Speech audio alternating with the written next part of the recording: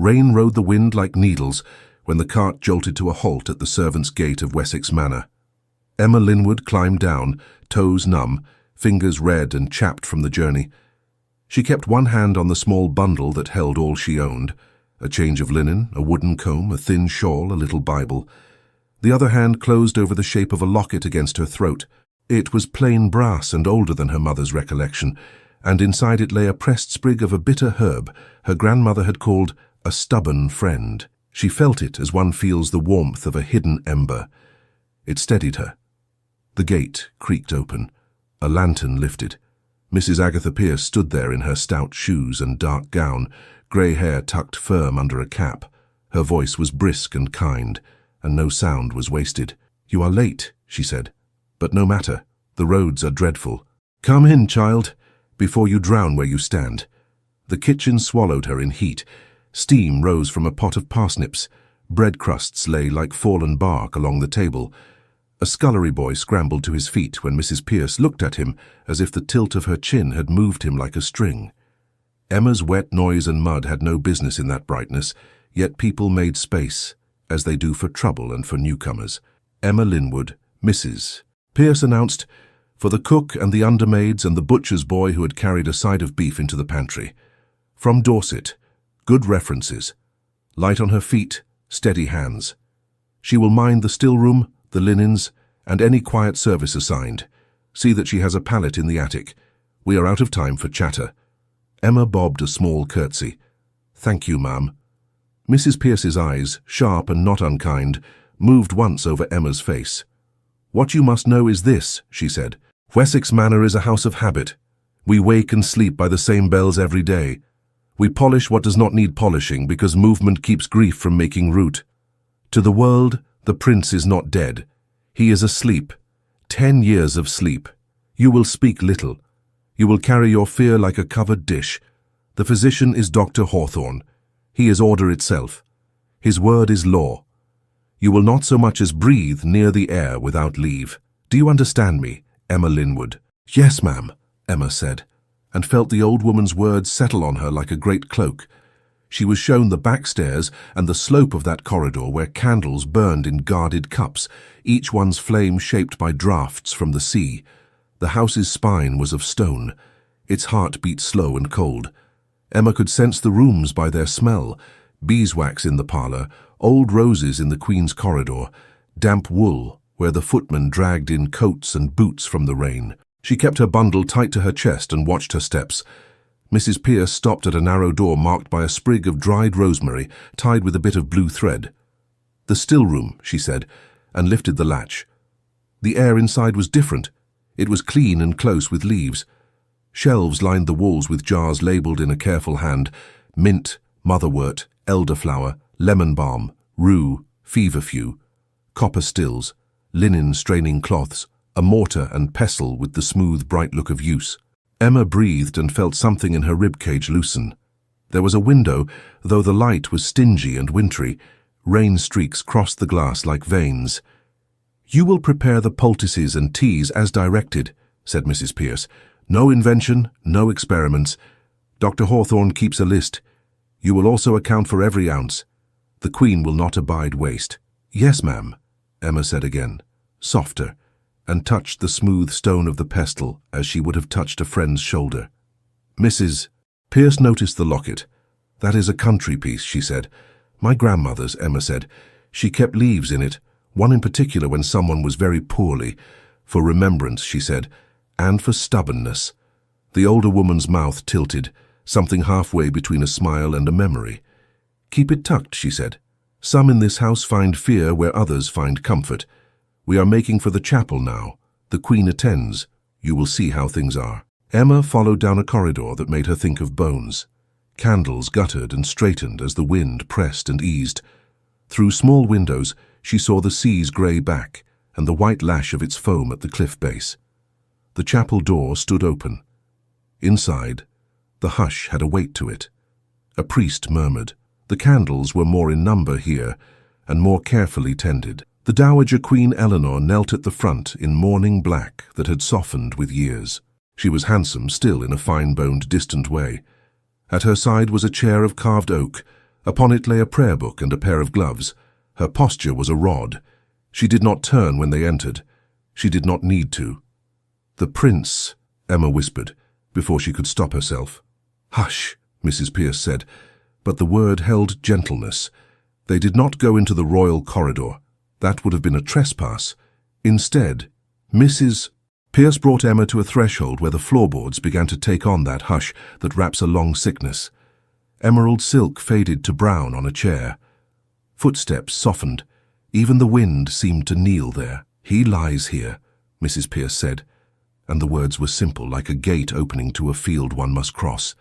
She did not mean that Emma should enter. She meant that some part of the house's truth had been set before her, and now it was hers to carry. Emma saw only the edge of the room, a bank of candles, a shelf with covered jars, a shape under linen, a hand on the coverlet, pale as parchment, a nurse dozing on a stool, her neck bent at a hard angle. Emma felt herself sway as if a small current had taken her. 10 years, she thought, 10 years of breath thin as thread. "Dr. Hawthorne," Mrs. Pierce's voice was low, a warning. "He will wish to know that you have arrived, and you will wish to know his rules, for he makes them, and the Queen holds to them." They waited in the corridor. The nurse stirred. A man appeared as if conjured by the need for neatness. He was of middling height, precise in every line, not a hair astray. His eyes went over Emma as a surveyor's line would run over a hedge, measuring, not seeing. "Ah, Mrs. Pierce, our new addition," he said. "You are the one from Dorset. Linwood." "Yes, sir," Emma said. He looked at her hands. "Steady," he said. He looked at her shoes. "Clean them." He looked at her locket. "Remove that in duty hours. Sentiment creates mess. We cannot afford either." Emma bowed her head. "Yes, sir." He gave her the list of teas, his hand a neat machine. "The Dowager takes lemon balm after prayers. The Prince receives barley water sweetened with syrup before noon. Rosehip. No tinctures, no spirits, no meddling. Those who meddle cause harm in the name of hope." He paused. "Do you know hope, Miss Linwood?" Emma felt the locket warm against her skin. "I know it, sir," she said quietly. He sniffed. "We shall see. You are to stay to the still room and linen. The Prince has all the care he requires, and he is beyond your skill." The last word was a stone he lobbed without looking where it landed. He turned away, and the air cooled in his wake. Mrs. Pierce's jaw drew tight, then eased. "There is kindness in him," she said in a very gentle tone, as one might tell a child that a thorn is part of a rose, but it is afraid of its own reflection. They set Emma to work at once. Wet linen. Lay it on the flagged stones. Lift it again, clean as a new thought. Sort the herbs. Tie bundles. Replace labels gone soft with damp. The motions settled into her bones, as if they had known her hands all along. She listened to the house, the bells, the steady tramp of footmen, the creak and shudder of shutters in the wind. In the afternoon, as rain softened to a heavy mist, Emma took a basin and cloth along the quiet passage to the chapel, to wipe the window sills where salt gathered white in the cracks. The Queen's voice floated back to her in a breath of prayer. There were other voices too. A young one, smooth with a bright edge, a lady's voice unused to being denied. "You must not keep this up, Beatrice," said the Queen's measured tone. "It does not become you." "I only say what others think, Your Majesty," said Lady Beatrice. 10 years of candles, 10 years of a physician who has not mended what he claims to tend, 10 years of a council that treads water. We must accept what is. We accept duty, the Queen said. Not despair. Emma made herself smaller, as small as a breath, and wiped the sill in small, firm strokes. She did not look up when Lady Beatrice passed. She felt the cool of that presence, like the shadow of a swan. Beatrice's perfume was pale and costly, a whisper of violets too early for the season. The young woman's gaze flicked over Emma and caught on the chain at her neck. "You. Do you attend here often?" the lady asked. Not unkindly, not kindly either. As one might ask a window if it planned to fog again. "I attend where I am told, my lady," Emma said. The eyes narrowed, but not in anger. In curiosity. Beatrice's fingers, neat and white, rested on Emma's cloth for a moment, leaving not a speck of dust. Then she moved on, shoes quiet as secrets. Evening narrowed the halls. Lamps were lit, then trimmed. The flame turned down to a little orange bead. The wind fell. The house breathed again. Emma carried warmed bricks up to the attic for someone's feet. She took blankets down to the nurse, who had not moved from her stool. She stood a moment at the threshold to the prince's room, not entering, feeling the air. The air of a sick room is its own weather. It is a season that does not turn. Emma heard the muted ticking of a clock. She heard the tiny sound of a breath. It was there, it was thin as paper, but it had weight enough to move her. The nurse's eyes opened. "Who are you?" she whispered, not wanting to set the air to shivering. "Emma, ma'am." From the still room, the nurse's face softened. "A good still room is near to God," she said. "Go on, then." Emma set the blankets down, and on some thought she did not question, she drew one over the nurse's knees. The nurse lowered her gaze, not to weep, but to not have to keep her voice steady while she thanked the girl. Emma slipped away again, her heart like a hare, quick and watchful. In the still room, she found Mrs. Pierce washing the last of the spoons. The old woman's sleeves were rolled, the tendons in her wrists were like harp-strings. "You will do," Mrs. Pierce said without looking up. "You have hands like a clock. They move, and you trust them." Emma did not trust much in the world, but she trusted how water ran toward the lowest place, and how a leaf would twist its face to the light, and her grandmother's voice, which was quiet, even in memory. "One drop, child," the old woman had said once, pressing the sprig into the locket with a finger knotted by years. "One drop when hope goes dim, not before, not for laziness, when all other hands have tried and failed, and the breath is the length of a candle's last curl. One drop to call the body to its door and ask it not to leave yet." Emma had never had to test those words. She worked and listened and mended. She tucked the locket away and left it there. It was not a trinket. It was a promise that chose its own hour. The hour came near midnight. Mrs. Pierce had gone to rest on a bench with her feet tucked into the hem of her skirt. The house had folded itself down. Only the sea kept its voice up. A draught under the still-room door licked at Emma's ankles. She could not sleep. That breath in that room had gotten into her and would not let her close her eyes. She wrapped a shawl tight, set her palm flat on the wooden table, and felt the vibration of rain on the roof come through the old wood. She meant to fetch a candle snuffer and see to the corridor lights.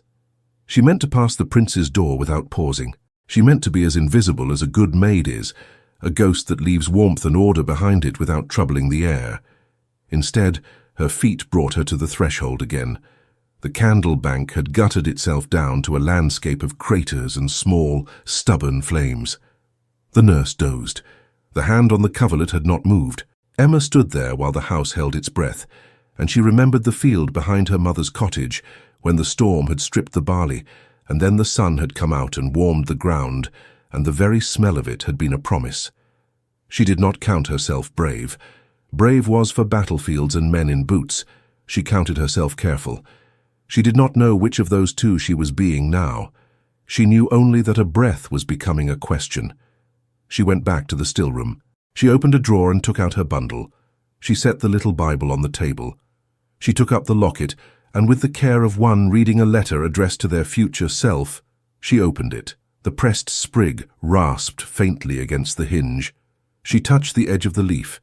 It had the smell of something that grows in stony ground and keeps its bitterness like a shield. She set the locket down. Her hands did not tremble. They were not allowed to. She reached for a small glass bottle with a cork that fit like a vow. The liquid inside was amber, not bright, not dull, something of a candle in it and something of resin. Her grandmother's recipe was in her head, not ink. There was honey, and there was a whisper of angelica, and a breath of feverfew, and the patient work of slow heat and winter patience. This had been made in another house, on another night, when Emma had not thought it would ever be asked for. She wrapped the bottle in her shawl and slipped it into her pocket. She took a cloth and wet it with rainwater from the jug, left to catch drips off the sill. She held her breath until her body asked for air, and she gave it back. The corridor felt longer now. Each candle made a small island, and she walked between them like a person crossing a river in flood, stone to stone. She reached the door. She did not look to see if anyone watched. Fear would only make her clumsy, and clumsiness would be a betrayal. "Emma Linwood," said a voice in her head that sounded like Mrs. Pierce, like her mother, like the nurse, and even like the Queen all at once. "Do not be foolish." "Emma Linwood," said another voice, which was only her own. "Do not be faithless." She stepped inside, quiet as a clot of breath. The nurse's chin dipped, then lifted, then settled again. Emma moved to the bedside as if the floor had taught her how to place her feet. The face on the pillow was not young, not old. It was a face that had waited and learned patience as a trade. The lashes lay dark against the pale of his cheek. His mouth was a thin line. The breath lifted and fell with the faintest insistence. She set down the wet cloth. She put her fingers to his jaw just against the hinge, where her grandmother had taught her the gate hangs. It was not immodest. It was practical. It was the difference between a leaf caught under a stone and a leaf free to turn itself to the sun. Her heart was loud. The house was quiet. The sea was endless. Alone by the guttering flame, Emma pressed her fingers to the amber vial in her pocket and understood she could not leave him to the dark.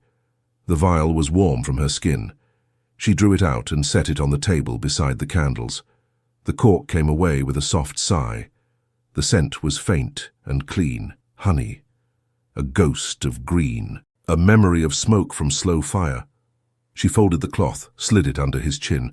She whispered not to him but to the moment, not before, not for laziness, when all other hands have tried and failed. Her fingertip touched the glass rim. One drop gathered, quivered.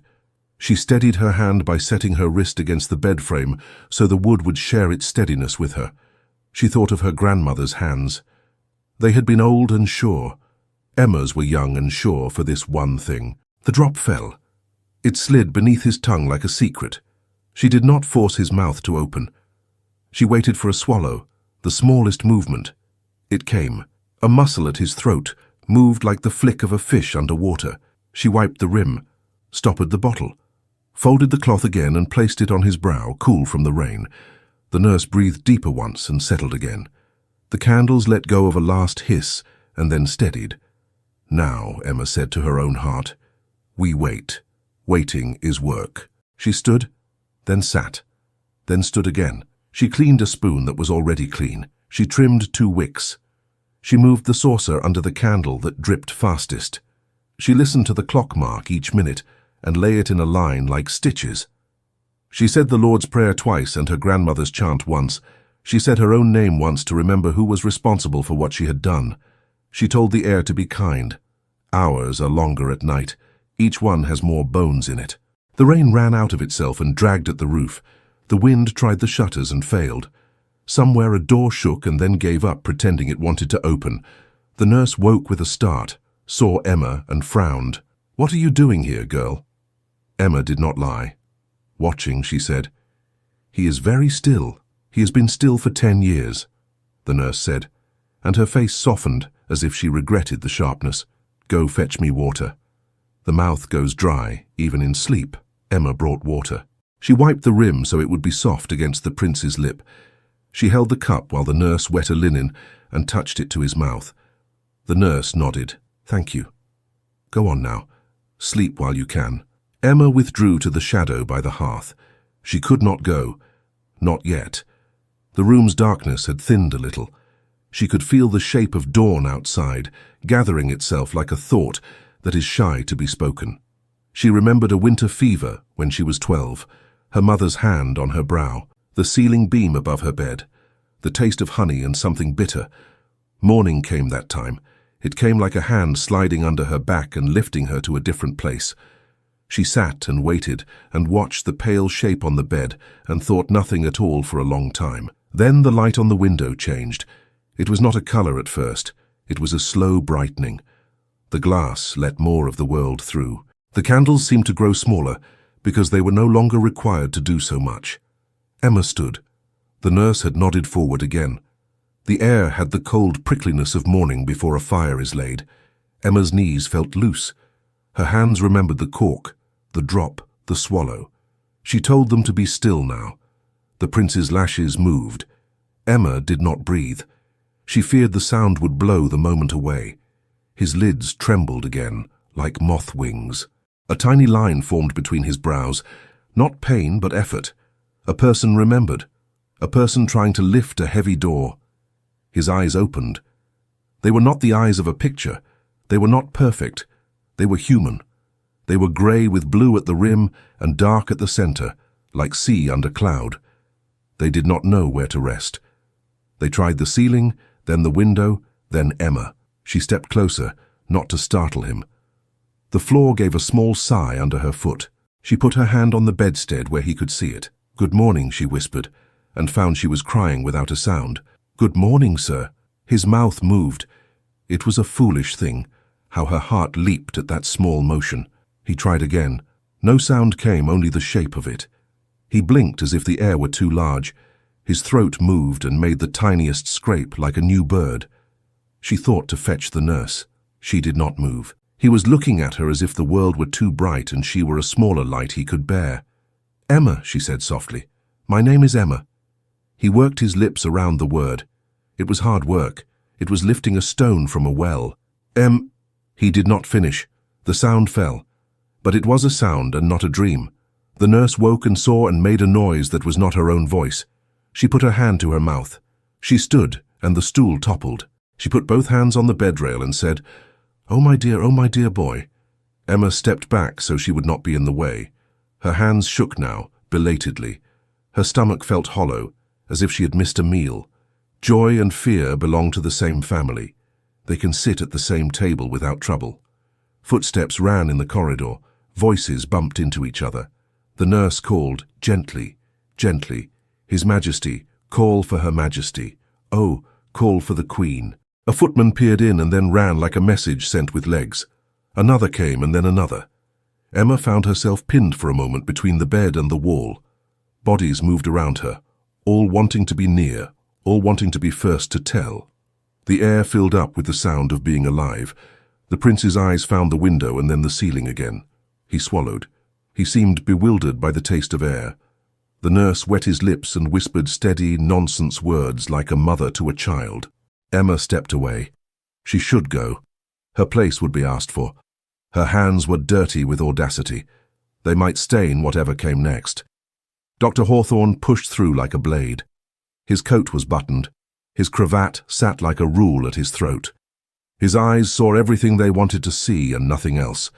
"What is this noise?" he said, in a tone that meant he already knew and hated it for arriving at an inconvenient hour. He reached the bedside and stopped. The pause was lasting enough to break something in him and let something else out. Then his face smoothed, and his mouth found its line. He looked at the nurse's hands. He looked at the boy by the window. He looked at the prince and saw the open eyes. He looked at Emma. The amber vial sat on the little table where she had placed it. The candle beside it had burned itself to a stump, leaving a soft lake of wax. The nurse said, "He woke." He woke all at once. He looked about and swallowed. He tried to speak. "He is awake, doctor. He is awake." Dr. Hawthorne's gaze moved to the vial. It did not linger. It snapped back to Emma and stayed there. "What have you done?" he said, and his voice had no breath in it. Emma made herself stand steady, though her knees were water. "I was here," she said. "I called for water. I tended the candles." His eyes did not shift. He held his hand out. "The vial, Miss Linwood." She looked at his hand. It was clean and pale and as careful as a ledger. She picked up the vial and set it there. He held it as if it might stain him. He removed the cork. He raised it to his nose and did not let the scent enter more than he must. He stopped it again. His mouth drew down. The line between his eyes cut deeper. The Queen came, her steps even, her face a mask set between fear and hope. The room bent itself around her as grass bends when a deer steps through. She went straight to her son and put her hand to his face, and her shoulders gave a small shudder, which was all the world would ever be allowed to see of her breaking. "Arthur," she said, and the name sounded as if she had not spoken it aloud for 10 years. Her eyes did not leave him. She did not appear to know there were other bodies in the room. She bent and pressed her forehead to his and breathed. Dr. Hawthorne waited for her next breath to finish before he moved closer. "Your Majesty," he said, "the first duty now is to keep everything as it should be. Nothing abrupt, no changes, no unknowns. There has been an intervention." The word made a hole in the air. It reminded Emma of an auger going into wood. The Queen did not look at him. "What do you mean, Doctor?" she said. and her voice was quiet, which was worse than loud. He held up the vial an inch. "This," he said. The nurse's mouth opened and closed. Emma felt the heat climb her neck. She could say the words. 1 drop. Honey and Angelica. She could produce the measures. She could show the steadiness of her hand. But what were her hands against his rules? The Queen turned then, only her head, and her eyes passed over Emma, as if Emma were a flame, and the Queen a person too close to heat to permit herself warmth. "Who put that to my son?" she asked. Emma would have spoken. Mrs. Pierce was not in the room. No one else would speak for her. She drew breath. Dr. Hawthorne was faster. He did not say, "I suspect." He did not say, "I fear." He said, "The maid, the new one. She has overstepped every boundary set for her. She has administered an unsanctioned concoction to the person of the heir in the dead of night. That is not courage. That is vandalism wrapped in hope." The Queen stared as if at a window that had fogged over. Then she looked at her son again. He was looking at the ceiling with the startled calm of a creature just delivered. The nurse stroked his brow. He swallowed again. The smallest sound left him. He was not dying, he was not dead, he was not gone. Emma spoke then because she could not speak. "Your Majesty, I meant no harm. It was 1 drop. I learned—" Dr. Hawthorne's hand cut the air. "Enough," he said. "We cannot permit wild remedies in the royal bedchamber. Your Majesty, I beg leave to have her removed pending a formal inquiry. The safety of the heir demands it. Protocol demands it. Decency demands it." The Queen's mouth tightened. She did not answer at once. The room had become larger, as if everyone had stepped back a little inside themselves to watch how this would fall. The nurse looked between the Queen and Emma and the doctor, as if she were watching a rope drawn 3 ways. It was the prince's voice or the shadow of it that stirred the silence. He made a sound that might have been the start of a word. The shape his lips made was familiar to Emma, because she had asked for it 1,000 ways, 1,000 times in her head. She heard it now, and it hurt like joy. He could not finish. His throat was not ready. His eyes slid toward the window again, too bright. Dr. Hawthorne did not so much as blink at the sound. He looked only at the Queen. He had found his measure, and he meant to apply it. "Arrest that girl," he snarled. "She has breached protocol and bewitched the heir." 2 footmen moved as one. Hands, careful and impersonal, closed on Emma's elbows. They were not cruel. They were firm, like doors being shut. The room fractured into whispers. The nurse cried out, "Not so rough. She is a child." The Queen lifted a hand, and every sound knelt. Not mercy, not anger, simply authority. Dr. Hawthorne did not raise his voice again. He did not need to. "Remove her," he said. "We will have order while we discern what has been done." Emma did not pull against the hands. It would have been useless. She kept her chin level and her steps neat because in a house like this, neatness is a defense. As they led her out, she heard the nurse murmur another nonsense comfort, the kind given to someone who does not yet understand the shape of their own body. She heard the Queen say Arthur again, low, private. She heard the breath of the sea press its cold face against the window and look in. The corridor had sharpened. Servants had appeared as if the walls had breathed them out. Curiosity is a stealthy animal. The underhouse knows everything long before the overhouse rules upon it. Eyes looked and slid away, and came back. A boy tripped on the runner because he was watching Emma rather than his feet. They took her to the steward's office, where the ledger books sat like bricks in a foundation. Mr. Ellis, the steward, was thin, fawn-eyed, with hair that gave the impression of having receded backward from responsibilities. He looked at Emma as a man looks at a bill that must be paid and cannot be afforded. "Close the door," he said. "Sit." "No, stand." Dr. Hawthorne placed the vial on Mr. Ellis's blotter. It looked strange there, a forest thing in a city of ink. "State your name," the doctor said. "Emma Linwood. Your origin." "Dorset, sir." "Your skill." "Still-room and linen, sir."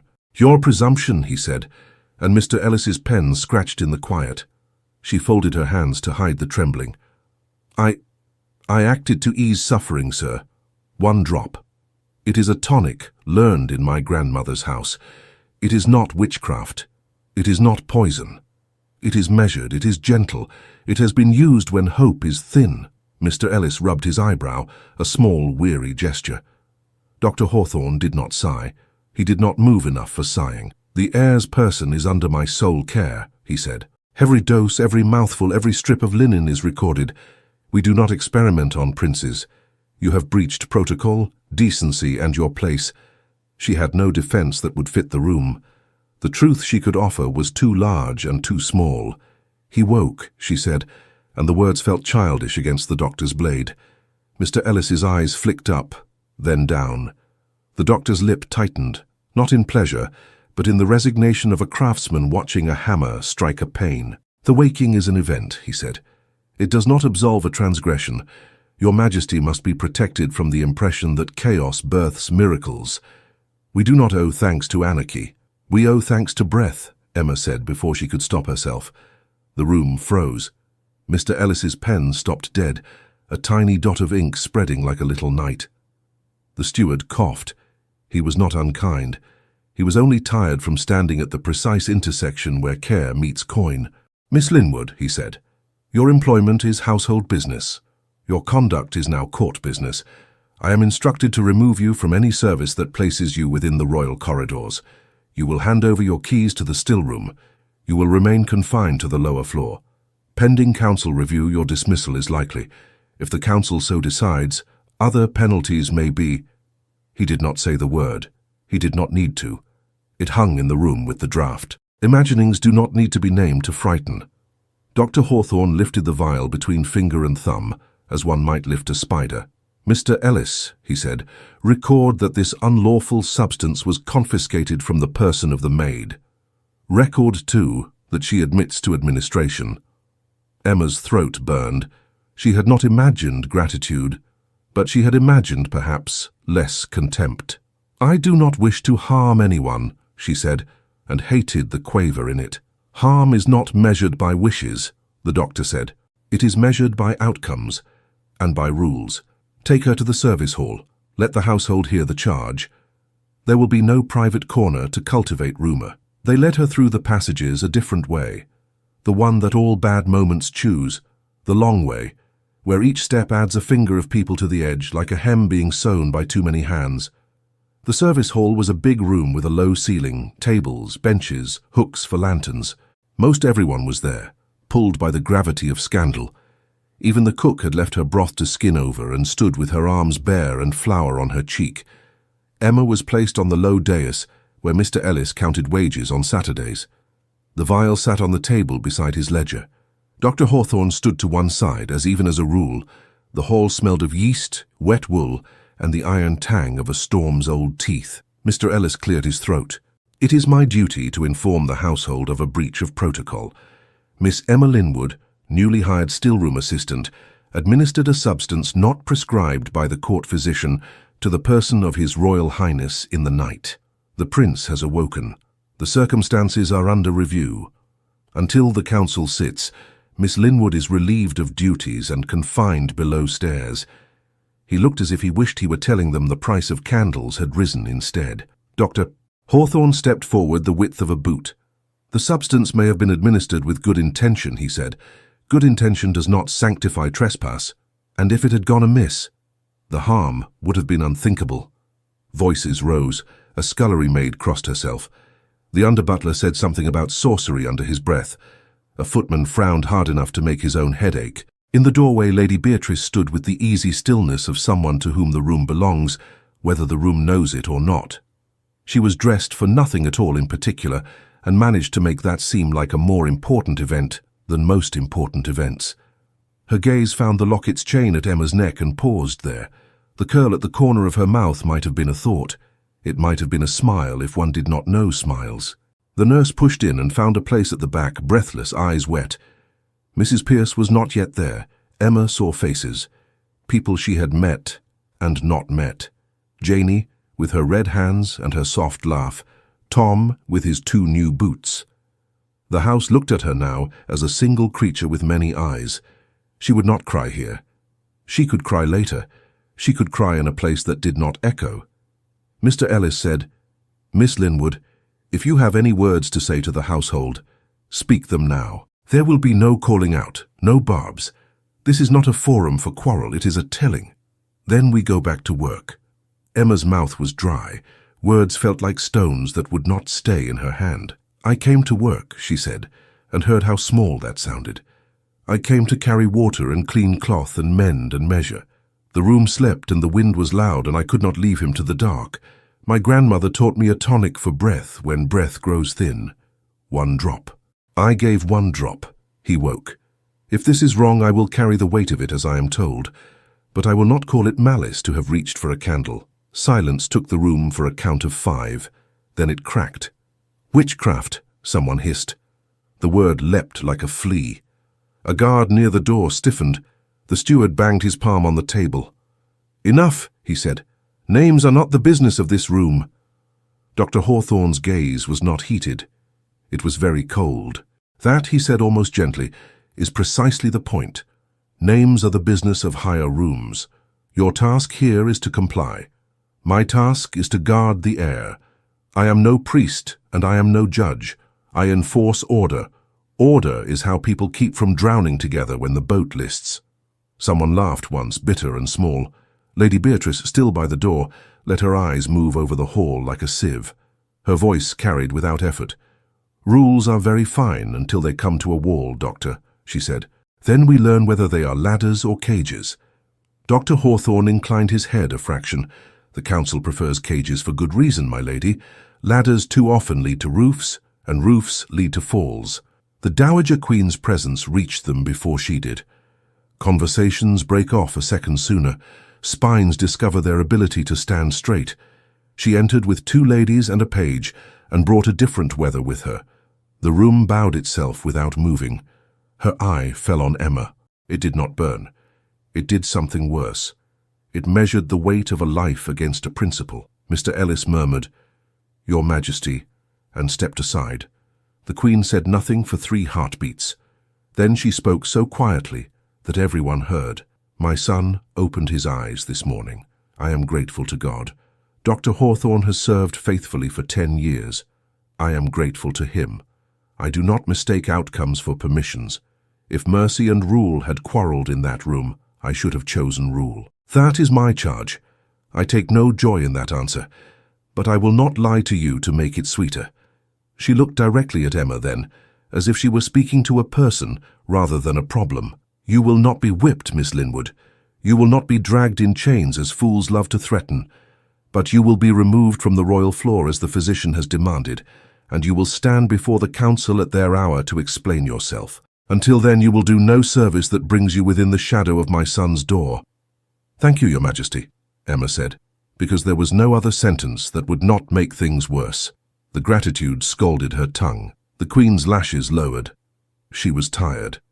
She had been tired for 10 years. She turned to go. As she did, Lady Beatrice leaned in, a murmur shaped like silk. "Your Majesty, if I may say so, there are whispers that the still room keeps receipts the court has not sanctioned. It would be wise to have them examined. The people do not like to feel the old gods creeping back in through the scullery." The Queen's head tilted, the smallest motion. She did not look at Beatrice. She looked at Dr. Hawthorne. "See to it," she said. "Yes, Your Majesty," he answered. The room exhaled only when she had left it. Sound came back like a stream returning to its bed. People dispersed as if a flock had been startled. The cook clapped her hands once and shouted, "If any of you think bread bakes itself, you're welcome to dine on wind. Move." Emma's legs discovered they had been holding her up. They wanted to stop. She stepped down from the dais. No one reached to touch her. No one blocked her way. That was almost kindness.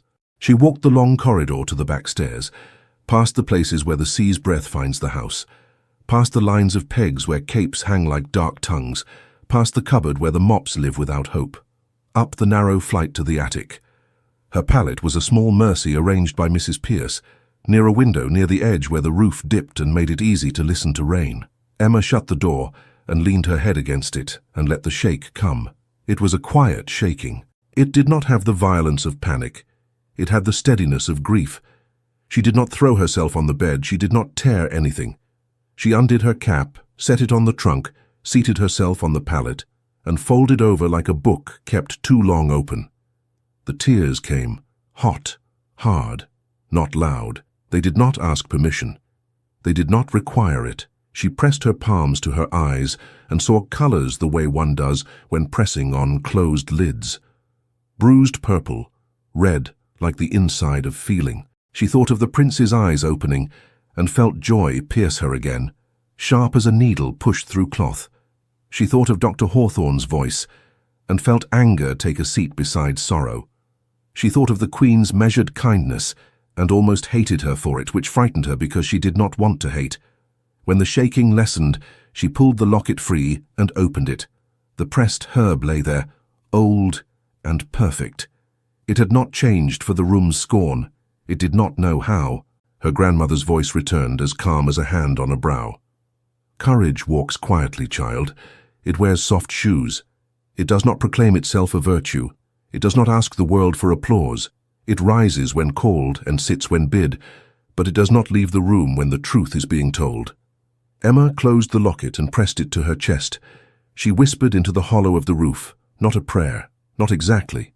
A promise made to herself feels like prayer when it is new. The house moved below her, its works resuming, its rooms finding their ribs again after the gasp. She could hear the footman's boots, the clink of crockery, the hiss of something that had boiled over. The attic window bubbled with rain. A soft knock came at her door. She tensed. She was ready to be taken down again, to answer again, to be told again. "Emma," said Mrs. Pierce on the other side, her voice as familiar as the sound of a ladle against a pot. "Child, if you wish to fight, I will not let you fight alone."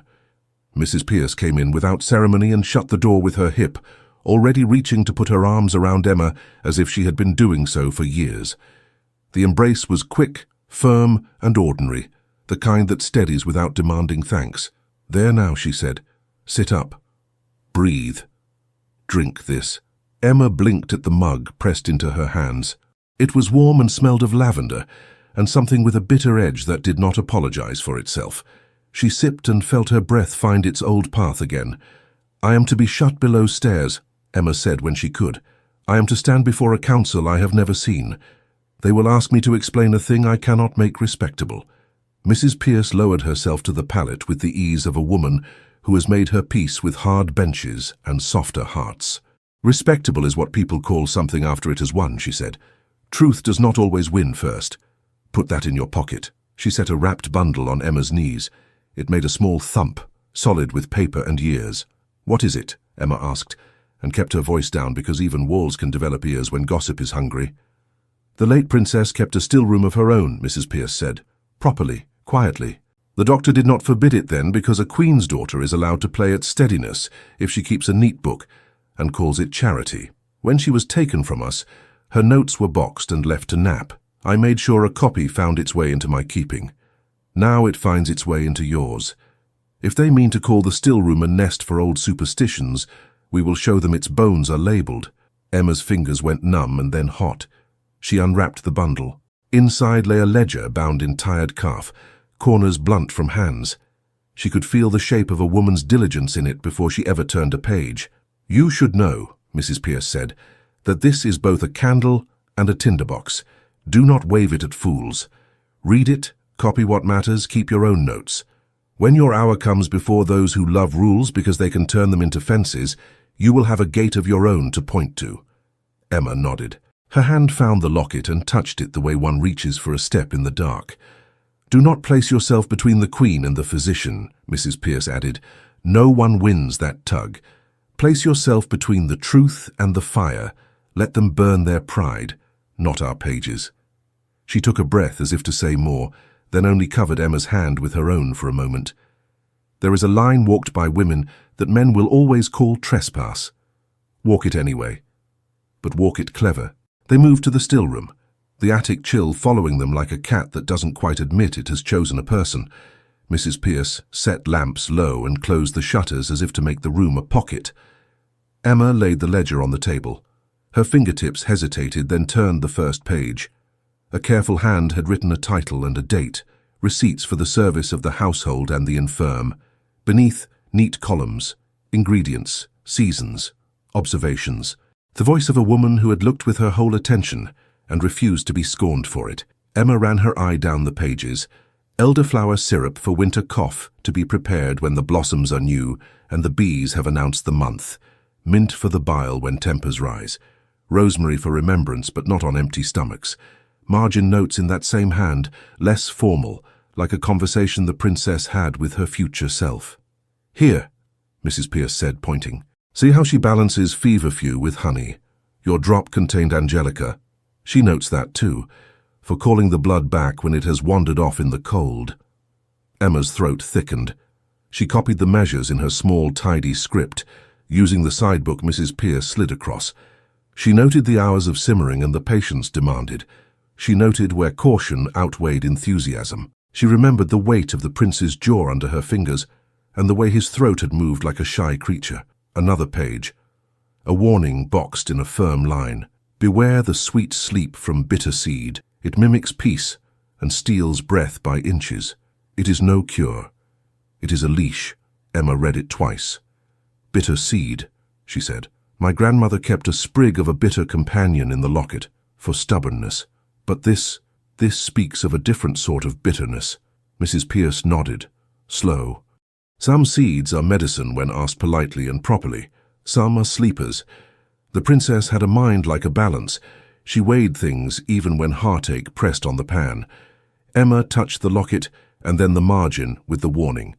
The hand had added a clerk's note below. "The plant syrup is to be kept under lock. Its scent turns sweet when boiled with almond and pear." "Sweet," Emma whispered, remembering the ghost of it on the air in the infirmary. A sweetness that covered something else. "We will not run ahead of ourselves," Mrs. Pierce said, though her eyes had sharpened. "We will gather. We will not accuse without a rope of facts. Patience is the only weapon permitted in houses like this." They read until the candle pin marked midnight again. Emma copied until her wrist ached and then copied more. Her sidebook began to look like the ledger's quiet daughter. She found receipts that were cousins to her grandmother's and others she had never seen. She saw how the princess had been exacting, recording failures as cleanly as successes. When Emma closed her eyes for a moment, words scrolled against the dark. Angelica, feverfew, rue. The ledger smelled faintly of lemon oil and thyme. When she opened her eyes again, Mrs. Pierce had drawn a shawl over her shoulders without comment. "Sleep 3 hours," Mrs. Pierce said, "then come with me to the herb garden at dawn. No one notices old women and quiet girls at dawn. We will walk where truths grow in rows and remember their names." They parted, and sleep came as quickly as if it had been waiting outside the door for permission. Before the light had claimed the sky, Emma followed Mrs. Pierce through the side yard to the garden tucked in the lee of the kitchen wall. The rain had washed the world clean and left it smelling of iron and green. The ground was dark with satisfaction. Beds lay in neat rectangles, the soil high and proud. Lattices stood like gentlemen in their shirt sleeves. The sea's breath could not quite reach here. The wall caught it and made it work to come in. Mrs. Pierce handed Emma a basket and a knife. "We harvest nothing today," she said. "We look. We introduce you properly so the plants will forgive your hands later when you take parts of them." They walked row to row. Rosemary, tough and upright, offering itself to memory.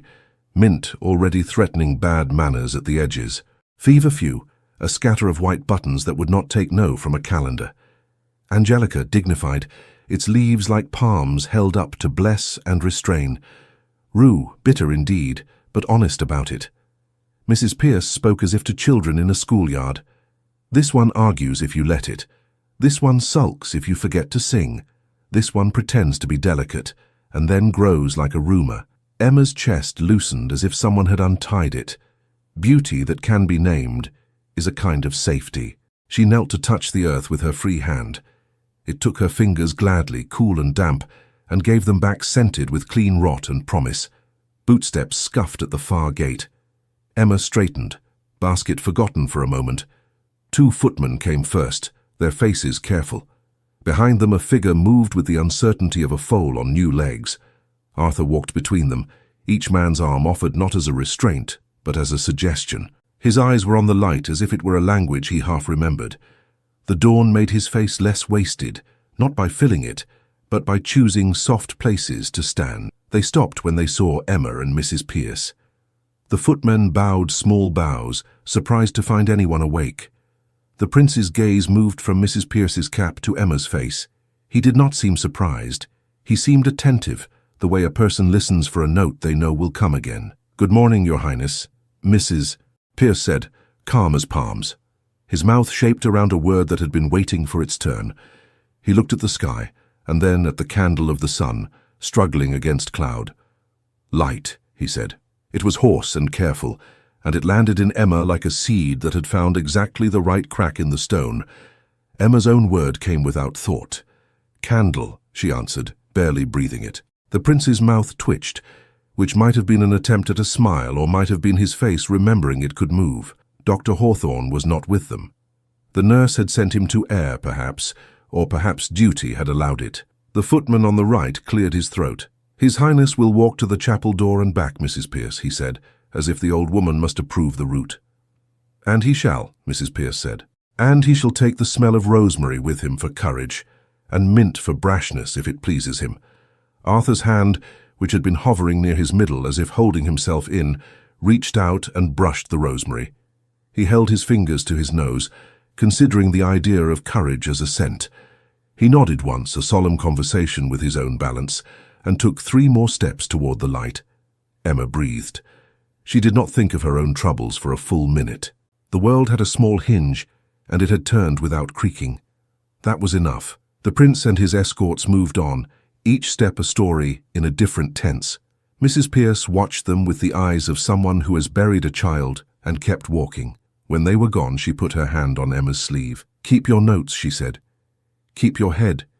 Keep that ledger safer than your skin. There are kinds of men who will call it a threat because it is a record kept by a woman. We will need each page whole." They returned to the still room with a sprig of rosemary that had broken and therefore could be forgiven for being taken.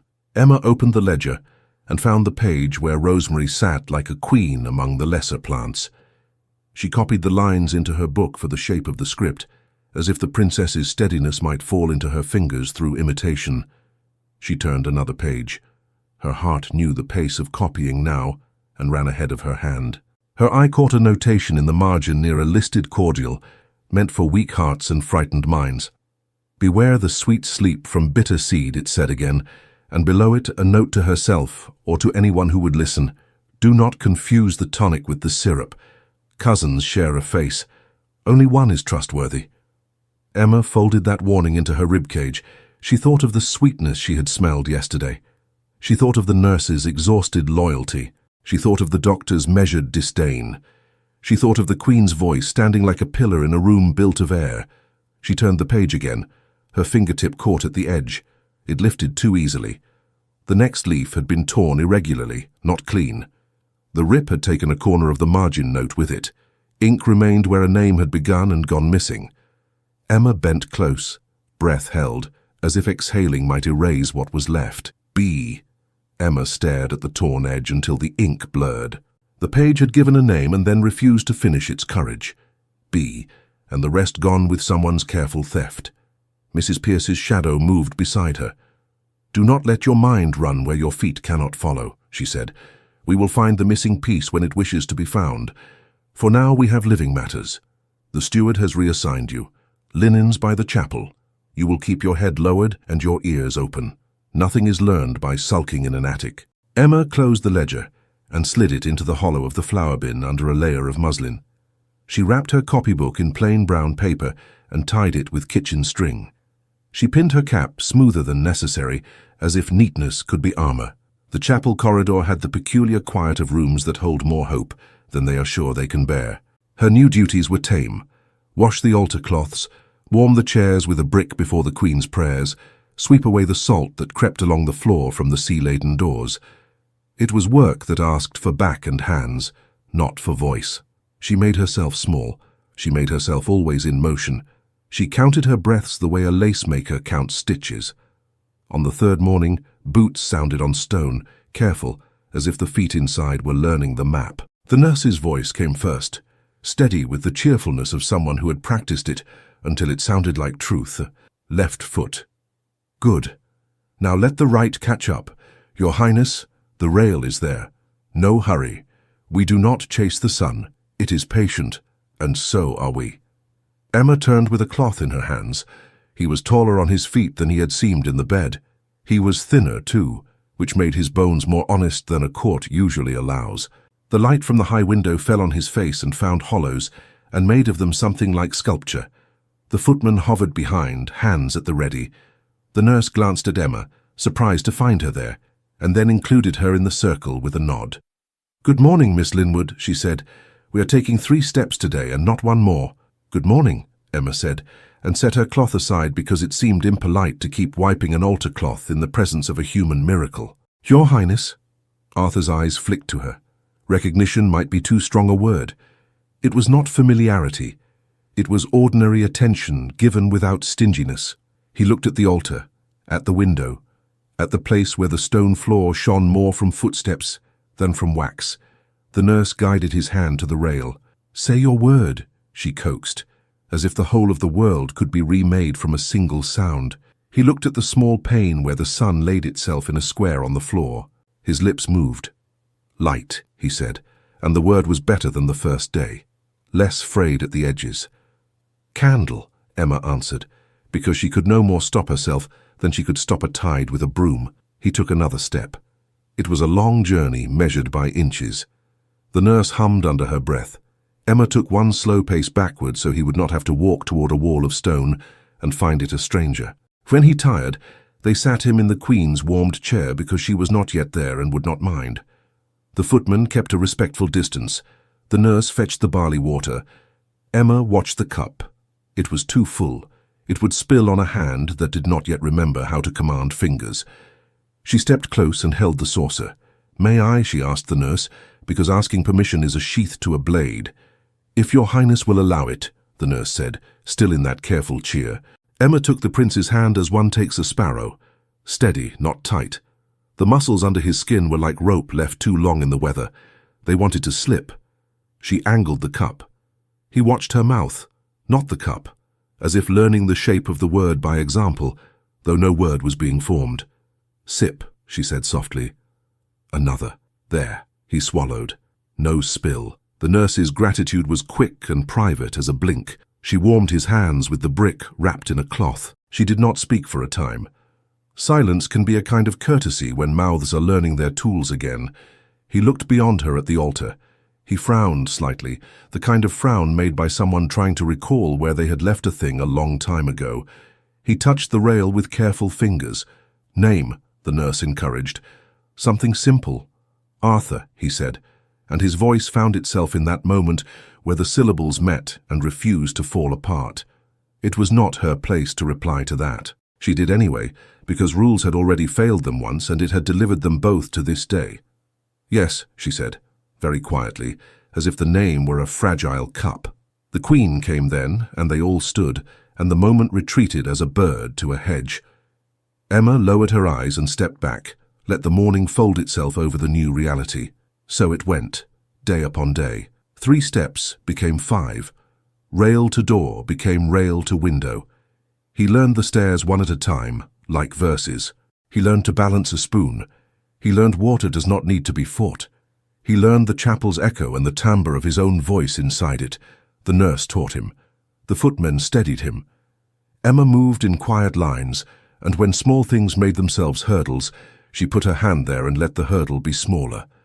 "Light," he would say, and she would answer candle, and sometimes the corner of his mouth would try to remember a smile. The still-room hours were given back to Mrs.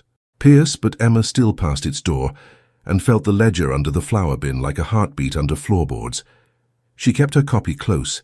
She kept the torn edge of the page in her mind like a loose tooth. B could have been Beatrice, and yet the syllable could belong to a dozen other names if one wished it to.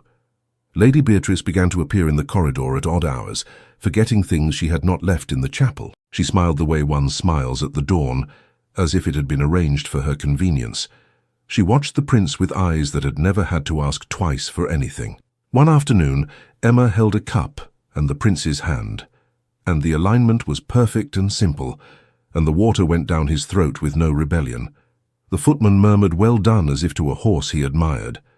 Beatrice leaned at the doorway with a pose as casual as carved marble. "What a pretty tableau," she said, amused and sweet. Loyalty, patience, devotion. We should paint it for the long gallery. The kingdom loves its little sermons. Emma did not answer. Silk carries words faster when it is interrupted. Beatrice's gaze fell to the chain at Emma's throat. "What have we there?" she asked. "A friend's keepsake?"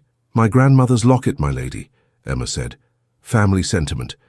It is not worth anyone's attention." "Everything is worth someone's attention," Beatrice said lightly. "That is the mischief of houses like this. One never can tell which trifle will become a banner." She left the doorway smelling faintly of violets. The nurse looked at Emma as if to ask if she wished for a knot cut from her thread. Emma shook her head and kept her hands still. Twice more Beatrice displaced air without purpose where Emma worked. Twice more her eyes went to the locket. Once she let her fingers brush the chain as she passed, the gesture affectionate and impersonal at once, the way one pats a cat that is not theirs. The day after that, Mr. Ellis called for Emma to bring fresh linen to the west terrace, where the prince would attempt the shallow stairs.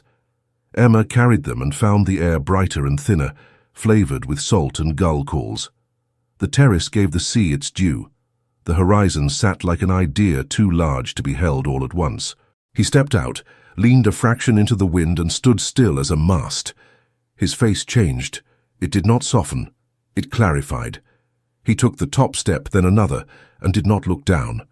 The world was wide, and something inside him accepted that without complaint. Emma carried nothing important that day. She carried the sight of it, which turned out to be more than enough.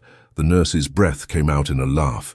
The footman bit his tongue not to cheer like a boy at a race. That evening, when the bells for supper sounded, Emma returned to the attic with a weariness that was clean and earned. She thought of the ledger and decided it could sleep under flower one more night. She undressed with a lazy care, folded her clothes, nudged her shoes side by side like old friends. A draught slid under her door that did not belong to the weather. Someone had left it not quite latched. She frowned. She always shut it until it clicked, because doors that fail are like promises that fray. They let in troubles that think themselves invited. She thought of nothing at first. Perhaps Mrs. Pierce had poked her head in to leave a mended cuff. Perhaps Janey had come to ask about a stain. She set her cap on the peg, and her hand went to her throat by habit, and found only skin. The locket lay on the trunk, where she left it, only to sleep. It was not where she had left it. It was turned in a different direction. The hinge faced the window, not the wall. The clasp sat a fraction open, the way a mouth does when it is about to speak and thinks better of it. Emma stepped closer. The smell of violets was thinner than a thought. It might have been memory. It might have been real. She lifted the locket. The hinge made the softest sound. Inside, where the pressed sprig should have lain complete, was a pale impression of its veins, and one gap the size of a petal. Emma stared. Her breath forgot itself. Her grandmother's stubborn friend stared back, maimed in miniature. She had not dreamed the draught. She had not imagined the shift of the hinge. She had not imagined the small absence, which seemed louder than any clamour. Emma woke to find the locket ajar, and a single pressed petal missing. The summons came on paper, the colour of old milk, with Mr. Ellis's handwriting marching across it, as if it wished to be anywhere else. By order of Her Majesty it read, "The household is to assemble in the Great Hall at 11 of the clock. Matters concerning conduct and protocol will be heard." Emma folded the note once and let it press its weight into her palm. Mrs. Pierce met her eyes and did not say, "Do not be afraid." She said, "Remember your measures, remember your patience. Truth does not raise its voice. It does not need to." The Great Hall was all structure and stare. Flags hung like decisions that had already been made and did not intend to be revisited. The floor had seen dances and debates, and the year when a snow fell indoors through a broken window, and no one forgot it after. Today, it was set with benches and a dais. The Dowager Queen sat at the high end, grief and discipline folded into her like two hands clasped. Dr. Hawthorne stood near her shoulder, smooth as a note placed under a plate. Lord Chancellor Whitcomb hovered near the edge of the dais, eyes attentive, mouth closed as if he had swallowed his own taste for pronouncements and found it sour.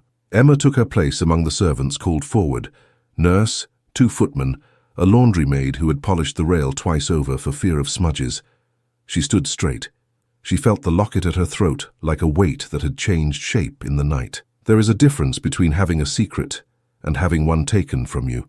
The absence of the petal made a space that the hall's noise could not fill. Lady Beatrice drifted in as if she had been poured, not walked, into the room. She wore a pale gown and a look thin as a blade. She did not look at Emma. She did not need to. Curiosity from the rows behind turned like sunflowers following heat. Emma kept her gaze on the Queen's throat, where a pearl rested like a moon that had made its peace with gravity. Mr. Ellis began with the dryness of wheat.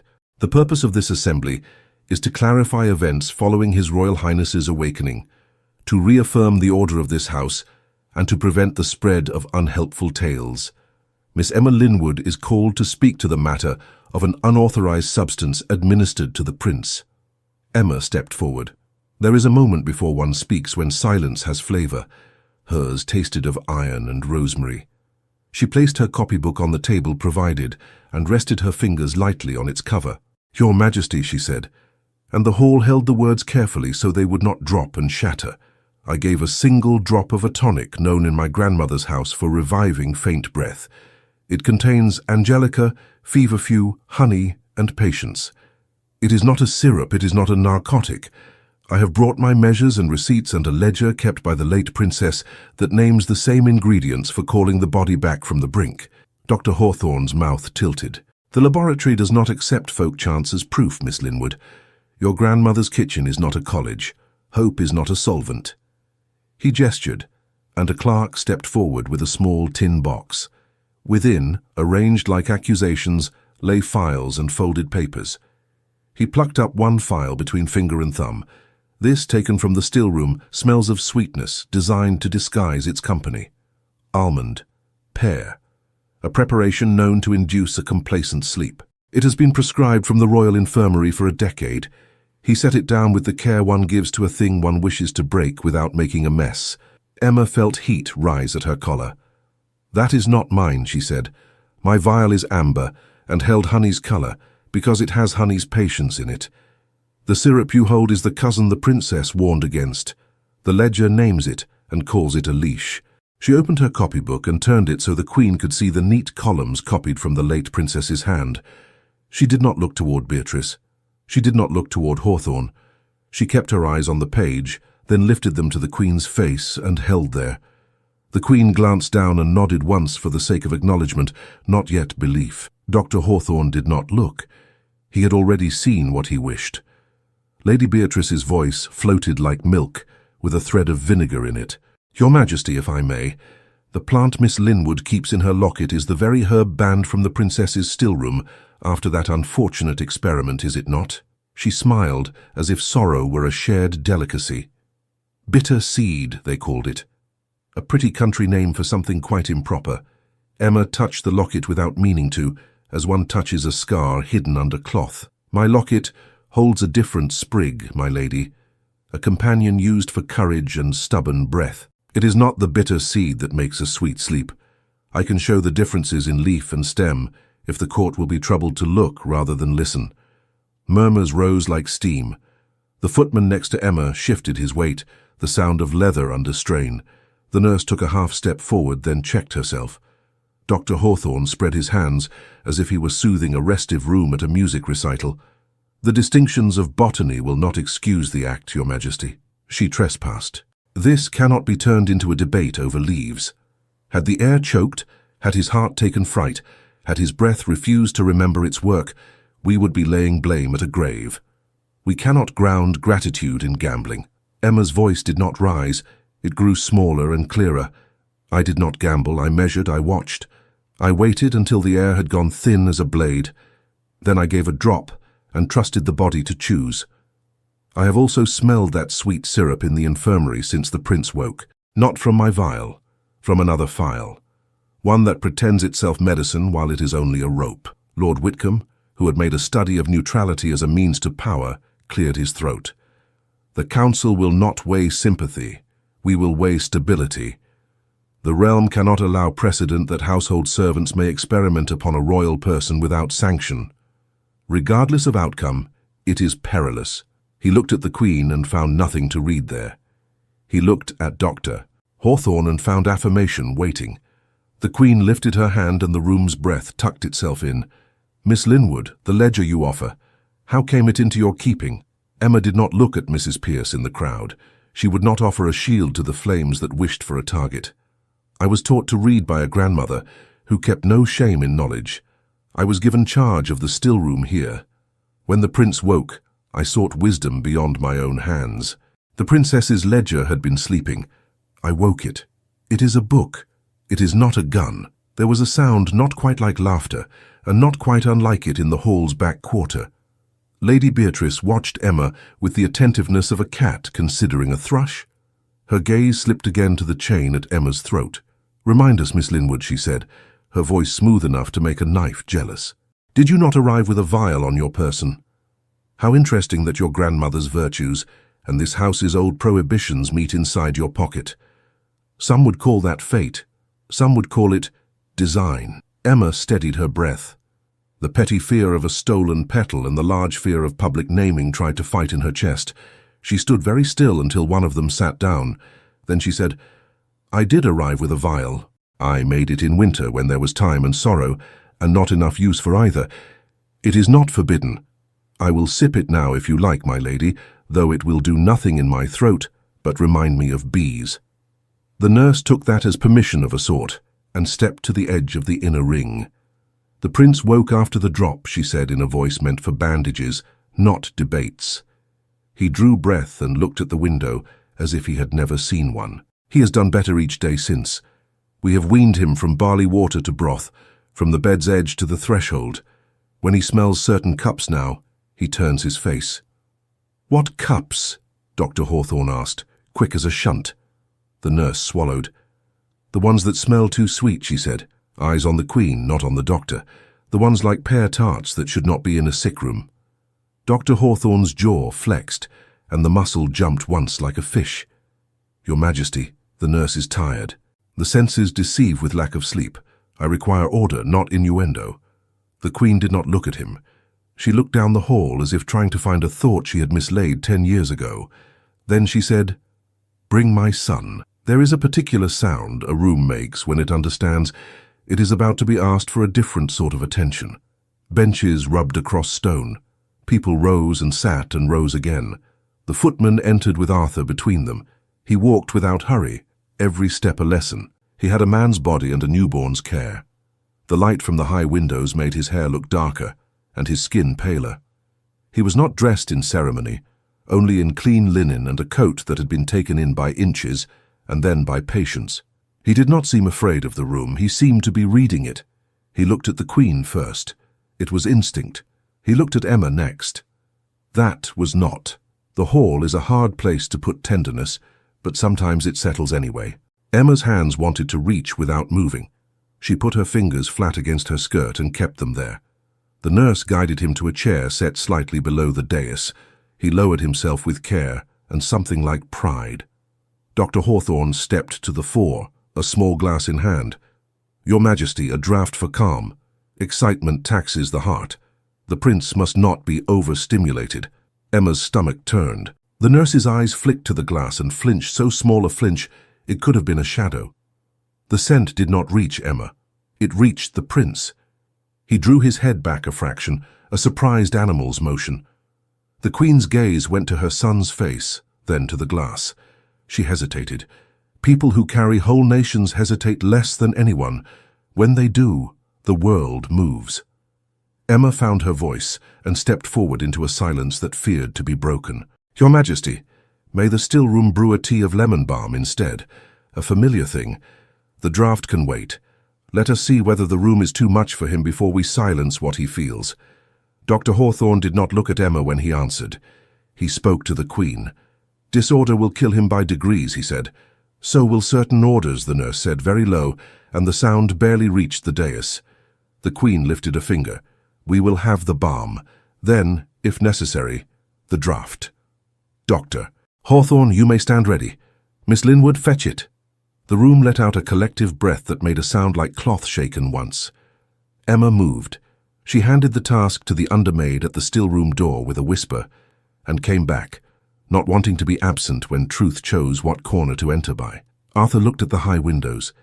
He looked at the banner with the lion. He looked at the place where the Queen's hand rested at the edge of the chair. He looked at Emma and the corner of his mouth moved again. She wanted to say the word. She waited. The tea came in a plain cup. No lace, no gold. The nurse held it. Emma held the saucer. It was ridiculous, the number of hands this small thing required. They were careful for him. That is what mattered. He sipped. His shoulders eased. The room eased with them. Dr. Hawthorne, deprived of his moment, did not flush. He set the glass aside on the table with the rejected tools and fixed his gaze on Emma, as on a misaligned hinge. Lady Beatrice seized the space like a dancer, recognizing a pause in the music. "Your Majesty, may I add a note for the record?" she said, soft as cake. "It is whispered below stairs that Miss Linwood keeps more than sentiment in that chain, that in her locket she preserves the very plant we forbid. I say nothing of harm. I only observe that old scandals rot slowly." She raised her brows a fraction in the direction of Lord Whitcomb, who was very good at understanding what was not said. The Queen's eyes slid to the locket. Emma's skin went cold where the chain lay. She did not reach for it. She lifted it in her mind and placed it on a clean table and described it. "It is a sprig of a stubborn herb, Your Majesty. It smells of iron and stone. It is bitter when chewed and pleasant when you are glad of it. My grandmother called it the friend that argues with death when death tries to leave a room too early. It is not the seed that makes a sweet sleep. I have smelled that syrup of late. It is not my doing." The space between the Queen's brows deepened by half the thickness of a thread. Dr. Hawthorne said, "We are teaching treason to pick locks with sentiment. The prince must not be an excuse for the triumph of ignorance." Emma opened her copybook to the warning again and slid it forward on the table. The nurse added her small voice. "His Highness turned his face from the sweet glass, Your Majesty." He did not turn from the tea. The Queen put her hand flat on the arm of her chair, as if steadying the room itself. "Enough. We are done with sorcery and sentiment. We will have evidence and the thing before our eyes. My son is awake. He will speak for himself when he can. Until then, I will read the pages and hear the tongues, and decide what shape our rules must take to keep breath and dignity in the same house." Dr. Hawthorne half bowed. "As Your Majesty wishes." The moment should have loosened. It did not. The prince set the empty cup on the saucer. He straightened a little, as if to test the space from chair to floor. His knees trembled. The nurse reached, then held back, remembering the way men like to pretend they are alone when they stand. Arthur put one hand to the arm of the chair, the other to the edge of the table. He took a breath. The hall leaned forward like wheat before a gust. He pushed up and found himself on his feet, which mattered, and then the air grew thin, which mattered more. Emma saw the color slip from his mouth. She saw the small stutter in his right knee. She moved without meaning to, hand half raised, then stopped, because too many hands can be the same as none at all. He swayed. The nurse whispered, "Here." The footman stepped. Dr. Hawthorne stepped faster. The prince's eyes found Emma and tried to focus. He opened his mouth as if to set down a word as ballast. No sound came. His lids fluttered. The world turned grey for him, and then black. He collapsed. Hawthorne cried, "He is relapsing. Clear the hall." Chaos moved like a tide. The footman caught the prince before his head found the stone. The nurse's hands were steady, the steadiness that comes after years of shaking. The Queen did not rise. She held still, and the hall took its cue from her and did not become a stampede. Dr. Hawthorne was already at the table, already uncorking the small glass. Its sweetness lifted like a perfumed fan. Almond, pear. A kitchen's comfort dragged into a sick room where it did not belong. "Your Majesty," he said, and the glass was at the prince's lips before anyone could vote on the notion. "Only a sip. Calm will handle what panic ruins." Emma's stomach turned. The scent was wrong. It was wrong in the same way a smile could be wrong. She stepped forward, and the guard's arm came up without force, without malice, the body's version of protocol. The nurse found her voice and made it small so it could slide under the guard's arm. "Not that one, doctor, please. Lemon balm first. He will take lemon balm." Hawthorne did not hear or pretended not to. The glass touched Arthur's mouth. The prince swallowed because the throat will do what it is told when the head cannot argue. Emma spoke and the house heard her, though she did not lift her voice. "Your Majesty, the sweetness is the leash the princess named. The ledger warns of it. The syrup makes a peace that is not peace." Lord Whitcomb snapped his gaze to her, all patience gone brittle. "Silence, girl. The hall is no place for your country fancies." The Queen's eyes did not leave her son's face. She saw the swallow. She saw the way his eyelids fluttered, slower, heavier, as if sand had been poured on the hinge. She lifted her hand. "No more of that," she said. "Lemon balm." And air. Hawthorne's mouth thinned.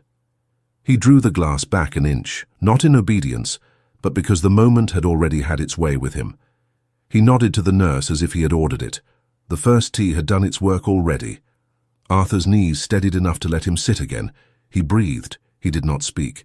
He let the room finish its panic without him. The Queen stood only when her son's breath had found a slow lane again. Her hand brushed his hair back, a tender economy of movement. Then she faced the hall. "We will close this session. Dr. Hawthorne, you will attend me. Lord Whitcomb, convene the council for this afternoon. Miss Linwood, return to the lower floor. You will be called when we require you. There will be no further theatrics." The word struck Emma like a misaimed slap. She did not argue. She bowed her head and held it there until the room's eyes slid elsewhere. When she lifted it, Arthur was looking at her as if from a long way off. It was not plea, it was not gratitude. It was notice. She left by the side passage, away from the current that carried important men toward important doors. The nurse peeled off to the infirmary with the footman and the prince.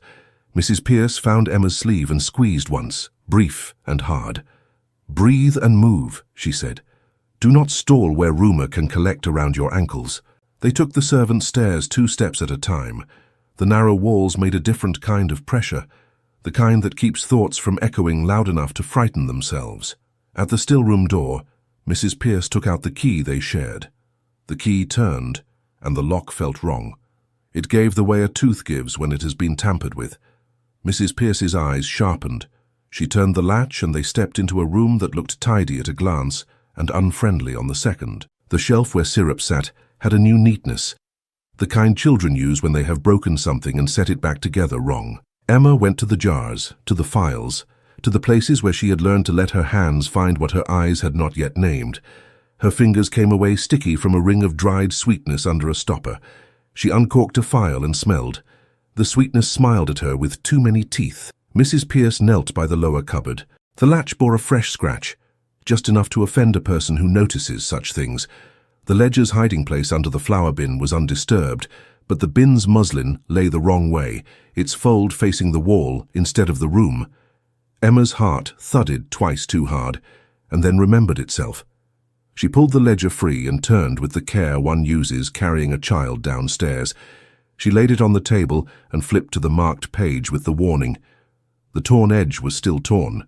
The ink still ended with a name that had had its courage taken with a knife. "B," she whispered. Mrs. Pierce's face did not change, but she took a breath that went down farther than most breaths do. The princess was too careful to be sloppy with names. That torn piece was taken for a reason. Emma closed the book and set it aside as if it too had nerves. She moved along the bench where she and Mrs. Pierce measured and noted. A slip of paper sat just under the edge of the mortar, as if the stone had been lifted and set down on it without noticing. She eased it free. The hand was precise and small, like a man who trims his own nails at a desk. Doses written in neat lines. The word syrup appeared.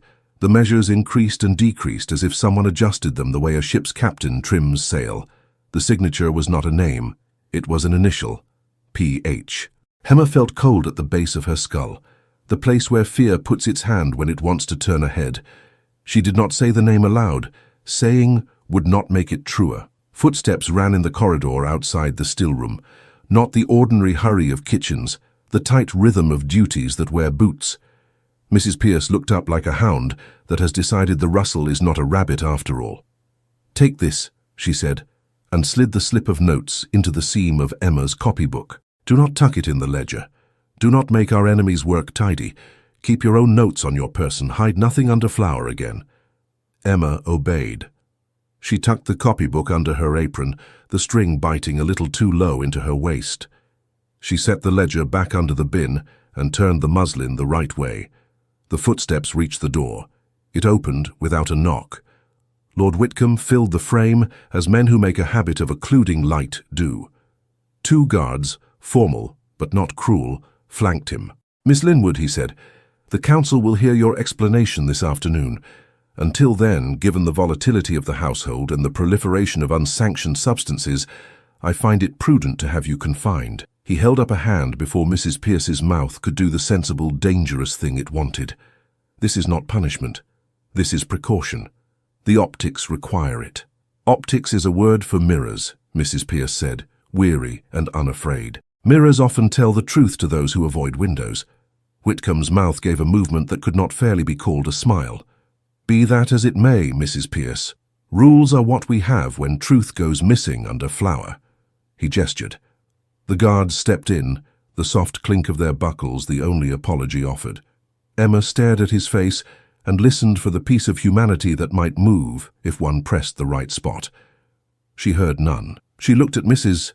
Pierce, and the old woman's eyes told her to keep her chin. So she did. "If I am to be confined," Emma said, "I would like to fetch my Bible and my shawl. And a pencil." "A pencil," Whitcomb said, amused. "To write your witch receipts? To write my measures so I do not forget them while you decide what names to call them," she said, and expected the blow that did not come. He flicked his fingers in permission. 2 minutes. Then the guards will escort you. They did not walk her up toward heaven. They walked her down, past the bins of potatoes, past the barrels of ale, past the door that led to the well, past the place where rats are invited to leave their arguments at the trap. The air cooled and thickened. The house's heart beats loudest below where no one can accuse it of making a fuss. The room they gave her was not a prison cell, not exactly. It was a storage chamber emptied of its former purpose, swept with a gesture aimed at appearances. A stool, a narrow cot, a small window high up with glass like misremembered water. The door had a bolt. The bolt had a habit.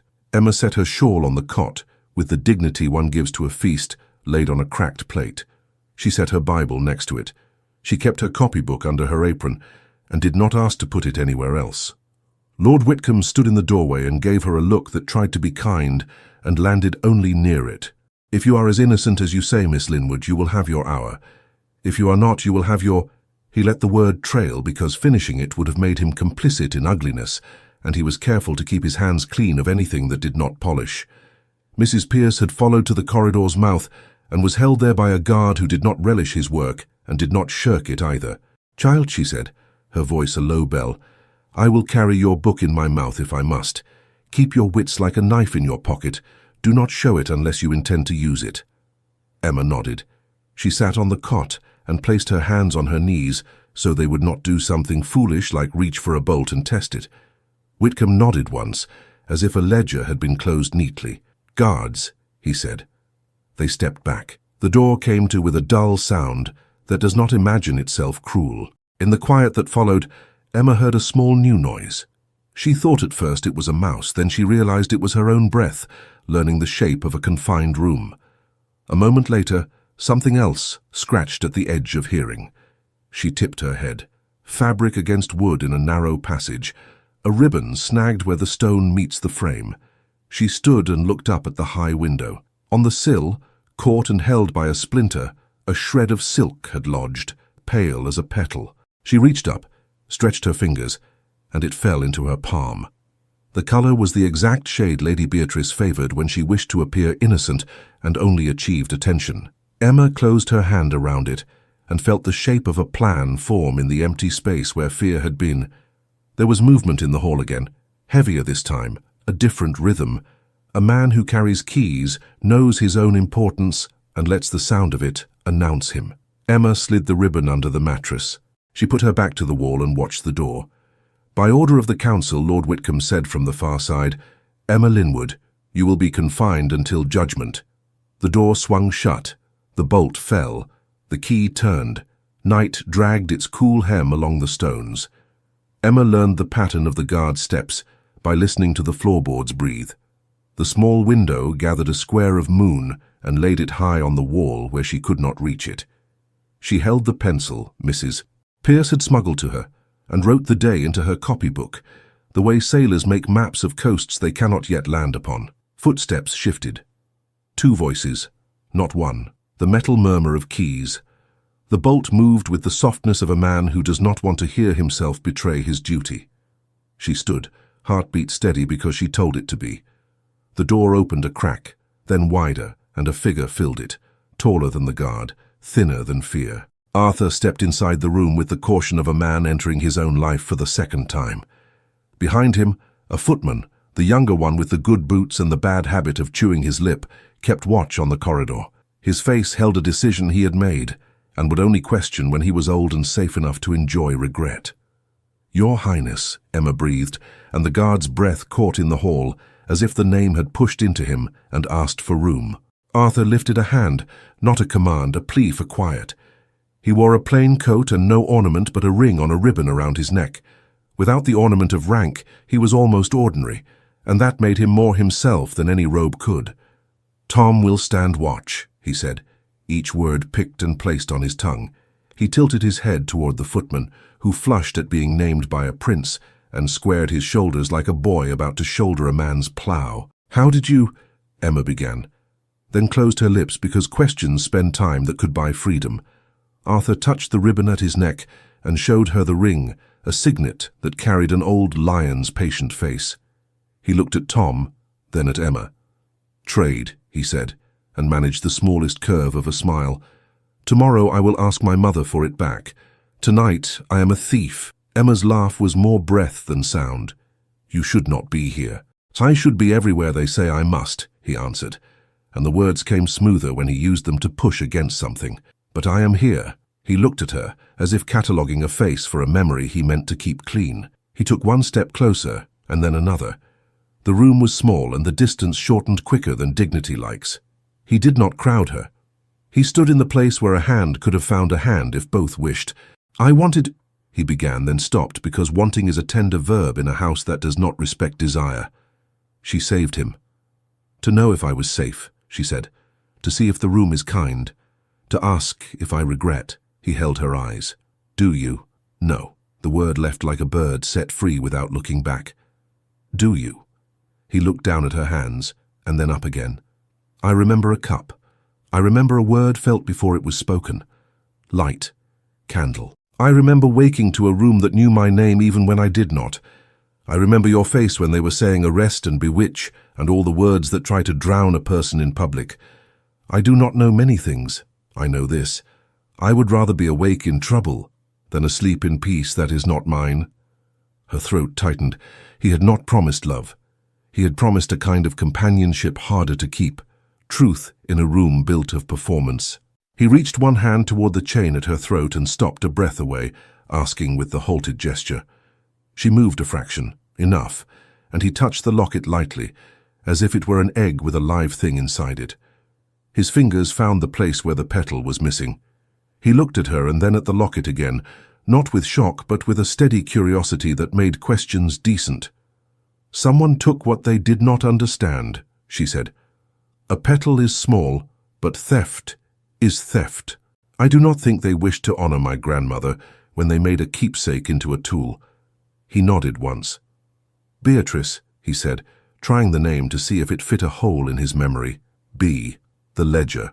He frowned, the same small frown that came when a word hid behind a hedge in his mind. He looked past her toward the wall, as if sound could be coaxed into form by patience alone. "The doctor, a glass, almond, pear." He grimaced. "The taste has its own memory. It does not need mine." Tom coughed softly and shifted in the doorway, a reminder that time owns the room even when other people think they do. "Your Highness," he whispered, voice respectful and practical.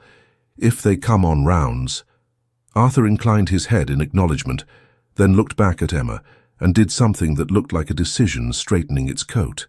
"I am not clever in words yet," he said, "but I know where to put a line. I prefer your truth to their protocol. It is not comfortable. Comfortable is what they fed me for 10 years. I am done with comfortable." She could have told him that love had many faces, and this was one of them, square-jawed and unafraid of mess. She did not speak the word. She let the room learn it without hearing it. "We must be careful," she said instead, "because care is love's older sister. The syrup is here, in this house. Someone made sure of it. We smelled it. The ledger warns of it. And there is a page torn where a name begins and refuses to finish. Beatrice, he said again, more certain now. She came often. I remember a laugh that did not like to be alone. I remember a blue ribbon on a page once. He put his palm to his temple and made the smallest sound of frustration at his own mind's unwillingness to move faster. It is enough, she said. We do not need the whole road in our pocket to begin walking, and we have something else. Mrs. Pierce is looking for what is missing. As if conjured by the sentence, there was a hush and then a whisper of fabric at the far end of the corridor. Tom whistled once, the note a bird's, not a boy's, and the steps hushed themselves more. Mrs. Pierce slipped through the door like a thought that had kept itself tidy enough to pass unnoticed. You thieving child, she said to Arthur without bowing, which was its own kind of love. You will give your mother back her ring, and then you will bring her something worth more than rings. She produced from within her apron a folded square of rough paper made thinner by time and handling. She held it as if it were a fragile bone. Emma's breath caught. The missing leaf. Mrs. Pierce nodded once, stitched into the lining of a certain lady's reticule. Poor stitchery, if you ask me. Pride is a lazy seamstress. I unpicked it while she was telling a story she liked too much to look down. I stitched the whole with better thread than her maid has seen in years. Let us hope she never learns how to look. She unfolded the paper on Emma's cot, away from the damp of the wall and the draught from the door. The ink had held. The hand was the princess's, as sure as a path in a garden she had walked each morning. Beware the sweet sleep from bitter seed, it read again, and below it more. The syrup binds a body to stillness while the mind moves like a moth behind glass. Do not mistake a quiet house for a peaceful one. A line below in later ink, tighter with haste. The princess had added names. PH assists as if in duty. BV supplies from the private stores with complaints that perfume her speeches. I do not trust their alliance. The letters sat on the page like people in a row, small but undeniable. P.H. Beatrice Vale. Arthur steadied his hand on the edge of the cot. He took the names as if they were weights meant for his palms and not burdens meant for his back. He closed his eyes once. When he opened them, they were clear. We will show this, he said, in the hall, not whispered in corners, not sent by notes that can be misunderstood on purpose. We will put it in my mother's hand, where all can see and watch who flinches and who does not. Emma nodded and reached into her apron for her copybook. She slid the slip with PH's measured doses beside the princess's hand. The difference in the scripts made a harmony that told a single story, she added from her memory, the scents, the hours, the moment the glass touched the prince's mouth and the eyelids grew heavy as night falling where it does not belong. We must have the files, Mrs. Pierce said. They will claim the notes are inventions and the hand is forged. But a bottle is a bottle even when a liar holds it. Bring one that smiles too sweetly, and even a counsel will taste the wrongness. Emma shook her head. The still room was stirred today. They have tidied their chaos and left our accusation with nothing to point to. We need a fresh cup, one that has not yet learned shame. Dr. Hawthorne keeps a drawer near his desk. He calls it order, and it looks like proof. Arthur's face moved through thought to decision. Tom, Your Highness, can you find your way to the physician's passage and not be seen because you are meant to be seen? Can you carry a tray and be mistaken for part of the furniture? Can you take a glass that will not be missed for an hour and bring it to a door with a bolt where a girl is making a plan to put a kingdom back on its feet? Tom's grin betrayed him as young and then rebuilt itself into resolve. Yes, sir. Do not be a hero, Mrs. Pierce said, because heroes feed rumors and funerals and then all our work is wasted on speeches. Be a boy with a tray who makes a small error and corrects it before he is noticed. That is harder. Do that. Tom nodded and left, the door's shadow barely changing. The corridor listened and heard only its own old bones. Arthur sat on the stool, which had never imagined it would bear a prince, and did so without complaint. He looked at Emma again, his gaze doing the work of a touch he did not presume. The room felt like a ship's cabin in a calm sea, where waves still made the wood sing. When this ends, he said quietly, and the words were careful because when is a verb that lies to vulnerable people, will you... He stopped because promises spoken in walls are bold and sometimes foolish. He swallowed and tried again. Simpler, truer. Will you walk beside me? Not behind, not hidden, not in rooms borrowed from kindness. Freely. Her answer was a yes the size of her chest. It might knock down her ribs if she was not careful. She let it out slowly, so it would not frighten them. Yes. Freely. Or not at all. He exhaled, and the sound carried relief and wonder in equal measure. He reached for her hand and did not take it. She reached and laid her fingers on his, and that was both more and less than taking. Tom returned with the speed of someone who respects haste and knows it earns suspicion. He carried a folded cloth with something small wrapped inside. He shut the door behind him with his heel and held out the bundle to Mrs. Pierce like an offering. The doctor's drawer was busy, he whispered. I waited until the maid turned her head to answer a question she did not want to answer, and then I made a mistake and took the wrong glass and then corrected myself and set back a right glass and brought away a different wrong. He blinked. I am not sure if that makes sense. It does. Mrs. Pierce said, unwrapping the cloth. A phial lay there, its liquid innocent as sunlight and its scent dissembling. Emma did not need to lift it to her nose. The sweetness reached as audacious as a kiss. They wrapped it again and tucked it into Emma's apron pocket. It felt like a stone smuggled out of a river. Arthur rose, the room too small for what they meant to take into it. He looked at the stolen page and the copybook and the bundled proof and then at Emma, as if to take a last look at something in case walls could not be trusted to hand back what they held. We must go, he said. Before someone who imagines himself, the house hears the house breathing differently. Mrs. Pierce opened the door.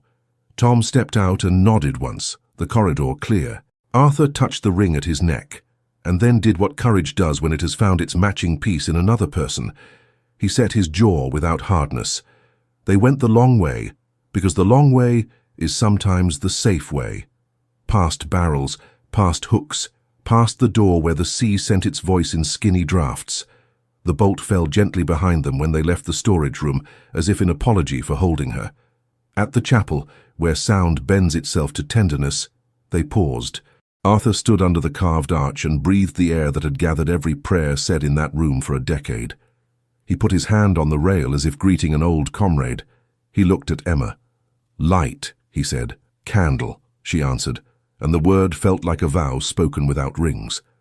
The bell in the courtyard struck the hour, and then another sound layered over it, a herald's cry cutting the cool. Council is assembled. Bring in the accused. The council chamber had been aired and swept, as if order could be polished into the grain of wood. Benches lined the walls. At the far end, under a window that gathered the sky and laid it like a blessing on the table, the Dowager Queen sat with the gravity of one who had been forced to choose sense over softness too often. Dr. Hawthorne stood at her right, Lord Whitcomb at her left. Clerks rustled. The sound had the appetite of crows. Emma entered between two guards who did not so much hold her as escort her shadow. Mrs. Pierce walked just behind, her cap plain and her spine unbothered by the importance of men. Tom kept to the edge, where boys learn what power looks like on the days it pretends to be law.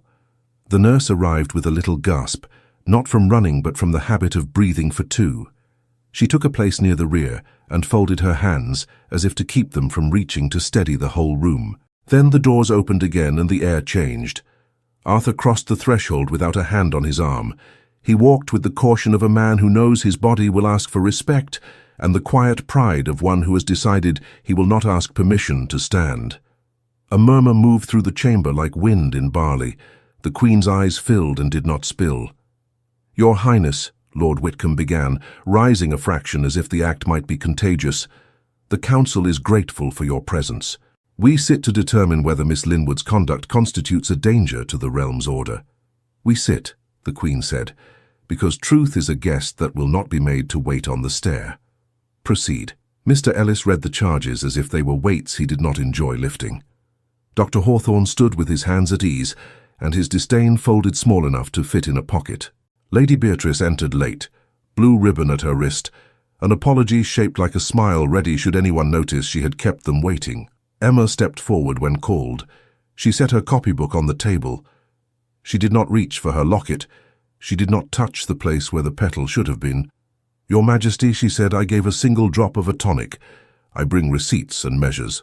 I bring with your leave a page from the late Princess's ledger, that names a different thing, a syrup that binds a body to stillness. I bring also a file that smells too sweet to be honest. Mrs. Pierce unfolded the rescued leaf with the care of a woman smoothing a christening gown. The clerk bent to read and looked up too quickly, the speed of surprise. The Queen extended her hand. Paper looked small in a queen's fingers and heavy at once. She read the neat lines, the warning, the later addition. PH assists as if in duty. BV supplies from the private stores with complaints that perfume her speeches. I do not trust their alliance. Dr. Hawthorne did not flinch. That is not the princess's hand, he said mildly. It could be any lady's diary. People embellish their tragedies to make them more interesting. Emma slid the slim slip of doses beside the page. The hand there was Hawthorne's, precise as his cuffs. The clerk held the two up, and the light found their differences. The differences did not make them strangers. Tom stepped forward and bowed his respect into the floorboards. I took a file from the physician's drawer. I am guilty of stupidity, not malice. It smells of almond and pear. We found it wrapped in Miss Linwood's pocket because we brought it to bring here. He flushed at the pronoun and stood in it anyway. We means those who wish for the prince to stay awake. Bring it, the Queen said. The clerk uncorked. The scent walked into the room uninvited.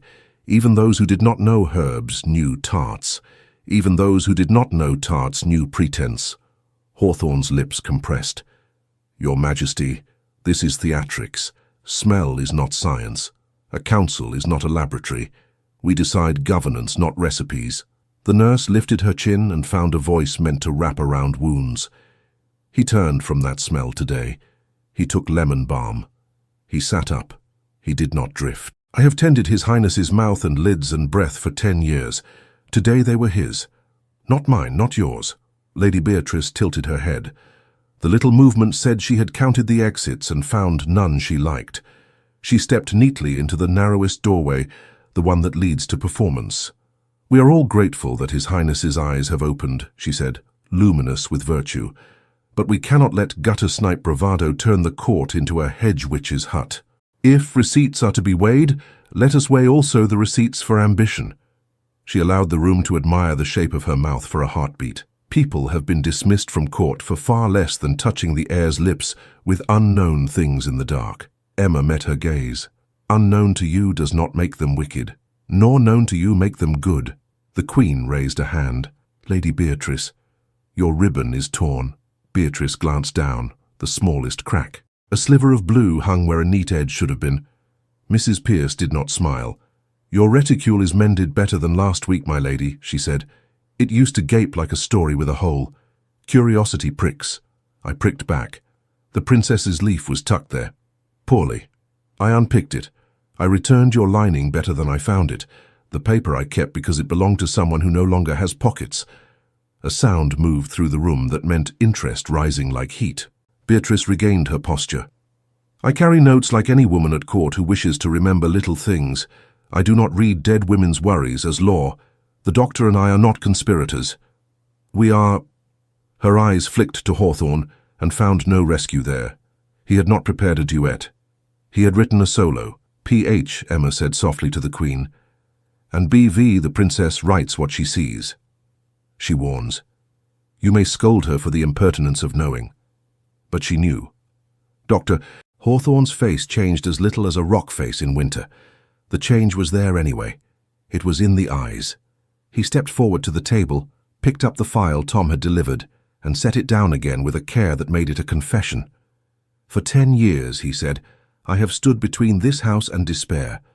A physician is allowed tools that are not pretty. Sleep is a mercy when the alternative is panic and spasms and the body's rebellion. I kept a kingdom stable while courtiers plotted futures that did not include a breathing heir.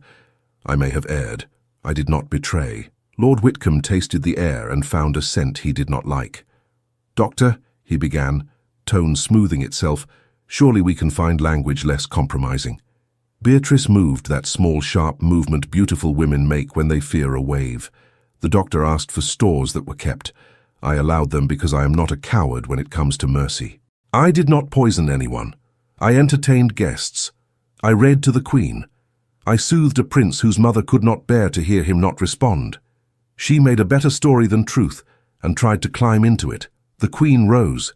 It was not a dramatic movement. The drama happened anyway because the room stood with her. 10 years of candles, she said. 10 years of a nation that did not know whether to mourn and dared not hope. 10 years in which I let a man speak calmly to me about the virtues of order because I feared the spectacle of chaos. 10 years of visits from a lady who loved the edge of a secret. If you had said to me on the first night, "Madam, your son will sleep 10 years under a sweet leash," I would have set this hall on fire and warmed my hands at the ruin. Instead, Mercy came in clever sentences and small glasses and wore duty's coat. She lifted the princess's page and read the names again. Dr. Percival Hawthorne, Lady Beatrice Vale. Her voice did not make them villains, it made them facts. Hawthorne bowed a degree. Your Majesty, I request leave to resign and to present my methods to a medical board rather than to a council of householders inflamed by a maid's theatrics. Beatrice's head snapped toward him, a bird struck by a stone it did not see. Resign? You will not leave me to— Silence, the Queen said, and her voice was a hand over a pool. Beatrice Vale, you will leave this house before dusk and not return to it unless summoned. Your servants will return your belongings in an inventory that lists no paper not written in your hand. You will keep your pensions. You will not keep your place. Beatrice's lips parted. She tried to find a weapon in the room and found only air. For an instant, naked hurt moved in her face, small and ordinary. Then she gathered herself, bowed with a grace that would be described as admirable by those who like to watch falls, and stepped back until she was no longer the brightest thing in the chamber. Dr. Hawthorne, the Queen continued, you are relieved of office. You will be escorted to your rooms and then to a carriage.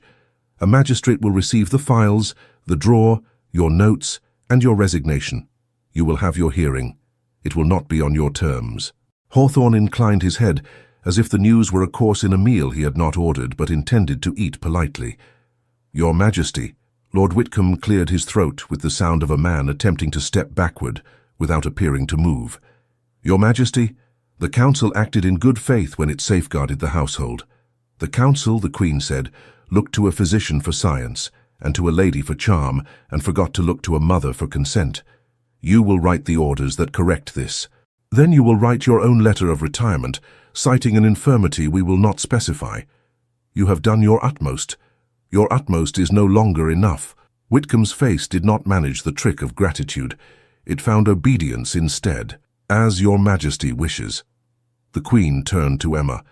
The room's attention turned with her and fell quiet like snow. Miss Linwood, you broke a rule and saved a life. I will not teach my household that to obey is safer than to be brave. You will not be punished. You will be thanked. You are restored to your duties at this house's heart. If you will have it, you will keep the still room until we find a physician who can sit in the same chair as our former doctor without asking us to sleep through our lives. Emma's breath left and returned as if it had been taught a new way to behave. Thank you, Your Majesty, she said, and it was not a formula. It was what a person says when a weight is lifted that has bent their back and their vision. The Queen's gaze softened by a thread. Bring me your ledger when you have copied the Princess's notes cleanly and marked your own errors and successes without shame. We are done hiding our knowledge under flour. The clerk gathered the papers. Guards moved as quietly as their belts would permit. Dr. Hawthorne bowed to the Queen, to the Prince, to the heir, and left with his spine as straight as he had kept his shelves. Lady Beatrice walked out as if the floor might bite, but had been told not to in front of guests. Lord Whitcomb wrote as instructed. The chamber exhaled a collective breath that had forgotten it was holding itself. Emma did not move until the nurse's hand found her elbow and squeezed once. Mrs. Pearce did not dab her eyes. She would do that later in a broom closet and then deny it with vigor. Arthur stood. He did it with no drama, and was as handsome doing so as he would ever be in any uniform. He crossed the room. No one stopped him because he moved like a person who had decided that interruptions cost more than courtesy. He came to Emma and did not take her hands yet. He stood a breath away and let the room see a man who is not ashamed of gratitude. You gave me back my waking, he said, and his voice was not a prince's voice then. It was a man's. Thank you. The Queen watched them with an expression that could have been called tired joy if one were writing to an old friend. She did not interrupt. She did not hasten what did not need haste. She lifted her hand to the clerk. "We are done. Go back to your tasks. Let the house learn a new rhythm." They left, all of them, even the curiosity that had tried its best to keep sitting. The chamber emptied as a field empties of wind. The light moved a finger's width across the table. Emma found herself walking beside Arthur on the cliff path an hour later, the sea's breath making conversation where words were too dear. They did not speak much. They did not need to. Mrs. Pierce had placed a shawl over Emma's shoulders with a flourish that made even practicality feel celebratory. Tom had run ahead and then run back 3 times, a dog disguised as a boy. The nurse sat on a low wall and let her hands rest for once in her lap. The horizon lay like a promise no one could keep alone. Arthur stopped where the wind gathered itself and did not spend it yet. He looked out, then at Emma. "We will hire a physician who respects tea and truth," he said. "We will publish the late princess's pages, and yours beside them, and we will bear the scandal of being sensible. My mother will scold me for walking too far, and I will obey her until I do not, and then I will apologize properly so she forgives me." He smiled slow. "We will not sleep in syrup." Emma laughed, soft, and the laugh surprised her because it felt like a thing she had not used in a while and discovered still fit. "We will make a school from the stillroom," she said, "for girls with steady hands and minds they are not ashamed of. We will teach boys too if they wish to mind patience as much as knives." He nodded, the motion easy now. A gull dropped and caught itself and rose again. The sea lay its grey and silver out like a cloth ready for a meal. He reached for her hand then, not careful, not careless, simply right. She gave it without thinking herself brave for doing so. The world had been loud all morning. Here it grew quiet enough that she could hear the small truth beating in her chest. Behind them, the house fixed its protocol and relearned its prayers. In front of them, the cliff path bent toward a chapel whose door never locked against dawn. They stood a while, 2 figures in plain coats, and let the wind carry away what they did not need to say. Then they turned together and walked back, not to surrender, but to begin. Dawn came like a soft hand on a fevered brow. The little coastal chapel opened its wooden door and let the sea's breath wander in and learn the pews by heart. Wildflowers stood in jars along the aisle as if the hedge itself had decided to attend. No trumpets, no banners, only the patient rhythm of waves and a bell that did not shout, only told the hour it had been given. Mrs. Pierce fussed with nothing at all and wept freely all the same. Tom had polished his boots to a shine that made him taller. The nurse sat in the first pew, a handkerchief clutched but not used yet, mouth already trembling at a happiness she had not dared to imagine for a decade. The Queen wore grey and softness, and the expression of a woman who would allow herself to feel joy on purpose and not apologize. Arthur stood at the front in a plain coat the color of good earth. In his palm lay a ring he had warmed there without meaning to. He did not look at the door every other breath. He looked at the window where the light entered and made people into kinder shapes. When it touched the floor and moved an inch, he breathed deeper. Patience had learned him, and he had learned it back. Then the door filled with a figure, and every person there understood how a simple thing becomes holy. Emma stepped over the threshold in a gown that had been her mother's, and was now hers because life can be unstitched and sewn back into new shapes. The hem brushed the stone like a whisper.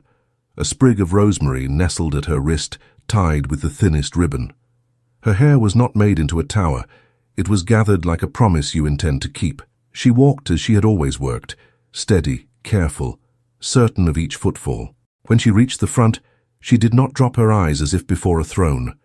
She lifted them and met the face of the man she had called back to the room where he belonged. He took her hands. The ring waited in his palm and learned her temperature. The locket lay against her collarbone. In it not a petal now, but a sliver of parchment with a single word in his hand, kept where courage once slept. The priest's prayer was brief and not made of flourishes. It was a reminder that vows do not become true because a man in a robe says so. They become true because 2 people wake each day and make them again. He spoke, and the sea kept time, and the gulls skimmed the air as if they had places to be and were pleased with them. Arthur turned to Emma.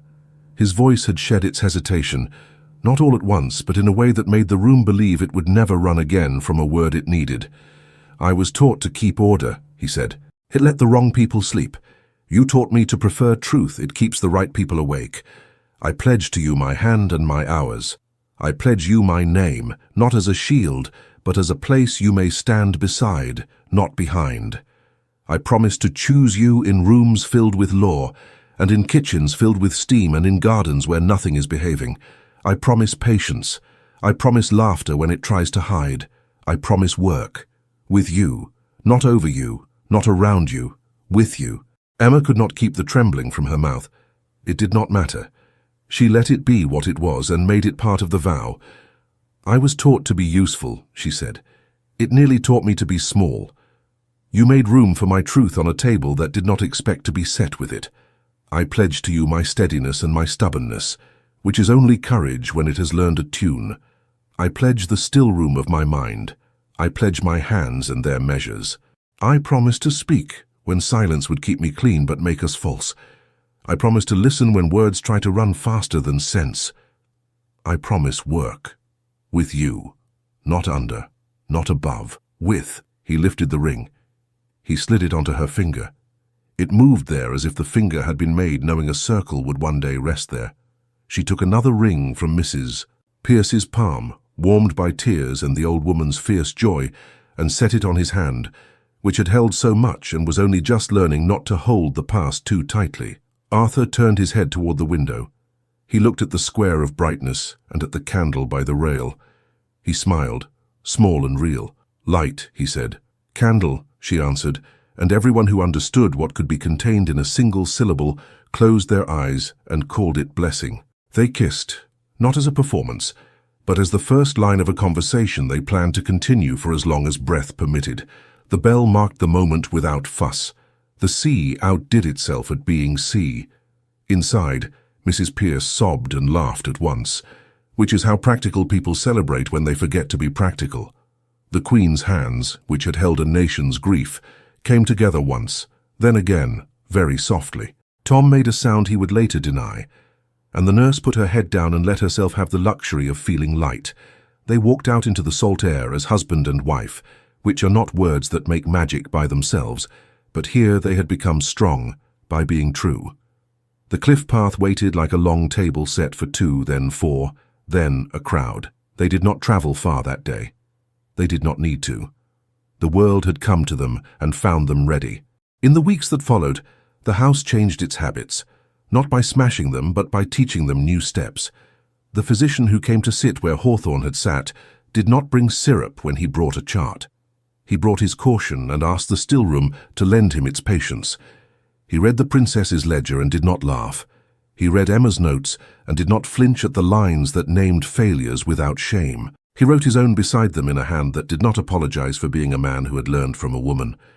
They opened the infirmary doors to those who could not pay, and those who could, and taught them the difference between peace and quiet.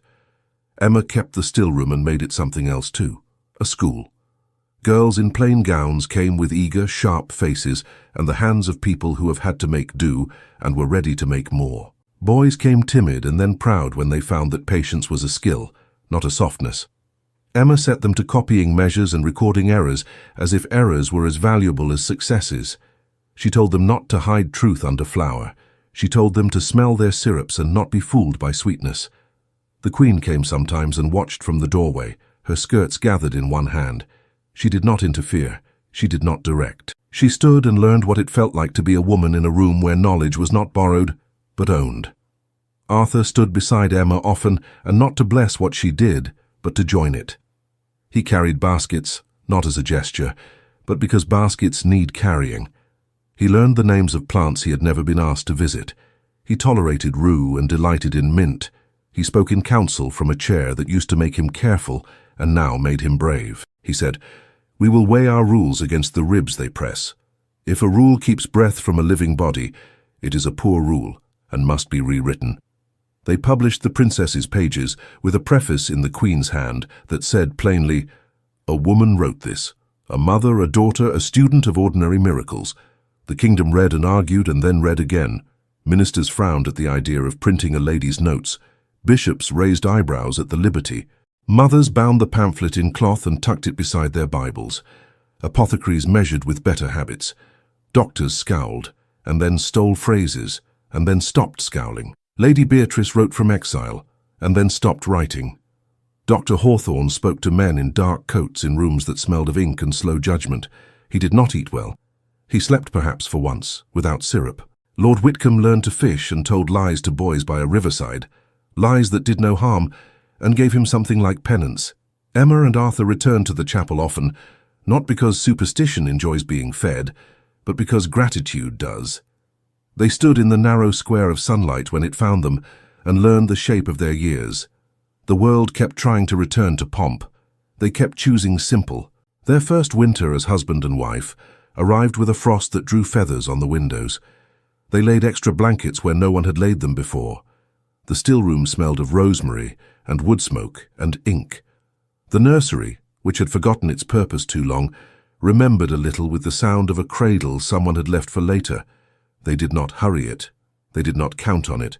They kept loving as work, which is the kind that leaves something built at dusk where there had been only plans at dawn. One morning, on the cliff, with gulls cutting white arcs against a sky too clean for sorrow, Emma pulled the locket free and opened it. Inside, the sliver of parchment lay where the petal had been. Light, it said in his careful hand. She showed him. He smiled and reached to add one more scrap, tucked alongside with the tenderness one uses with a page that means everything. He had written candle in her script, because he had practiced when she was not looking. They walked on. The wind pushed and they leaned into it, laughing because leaning is easier when you are not alone. And this is where the story turns from theirs to yours, because years change shape but courage does not. If you have ever stood in a room where rules try to name you smaller than you are, remember the girl who risked a drop and the man who chose to wake. If you have ever feared that kindness is not strong enough, remember a still room where patience was a way of telling the truth. If you have wondered whether love should be fireworks, consider two people saying a word they made holy by using it every day. Light. Candle. May you find the moment when fear quiets and your hand steadies. May you choose breath over reputation, truth over applause, work over theatre. And when you stand at your own small rail, with the window bright and the floor ordinary, and your name waiting on someone's tongue, may you answer it with your whole life. Thank you so much for listening to this story all the way to the end. We hope it moved you as much as it moved us while telling it. We'd love to hear your thoughts. Leave us a comment telling us where you're listening from and what you liked the most. Rate this story from 0 to 10. What score would you give it? If you enjoyed this story, don't forget to subscribe to the channel and leave a like as a show of support. That really motivates us to keep creating and sharing more stories full of emotion and life lessons. And before we go, we want to remind you that an exciting and heartwarming story recommendation will appear on the final screen. If you'd like to enjoy it, just click on the video. Thank you once again for being here, and we'll see you in the next story.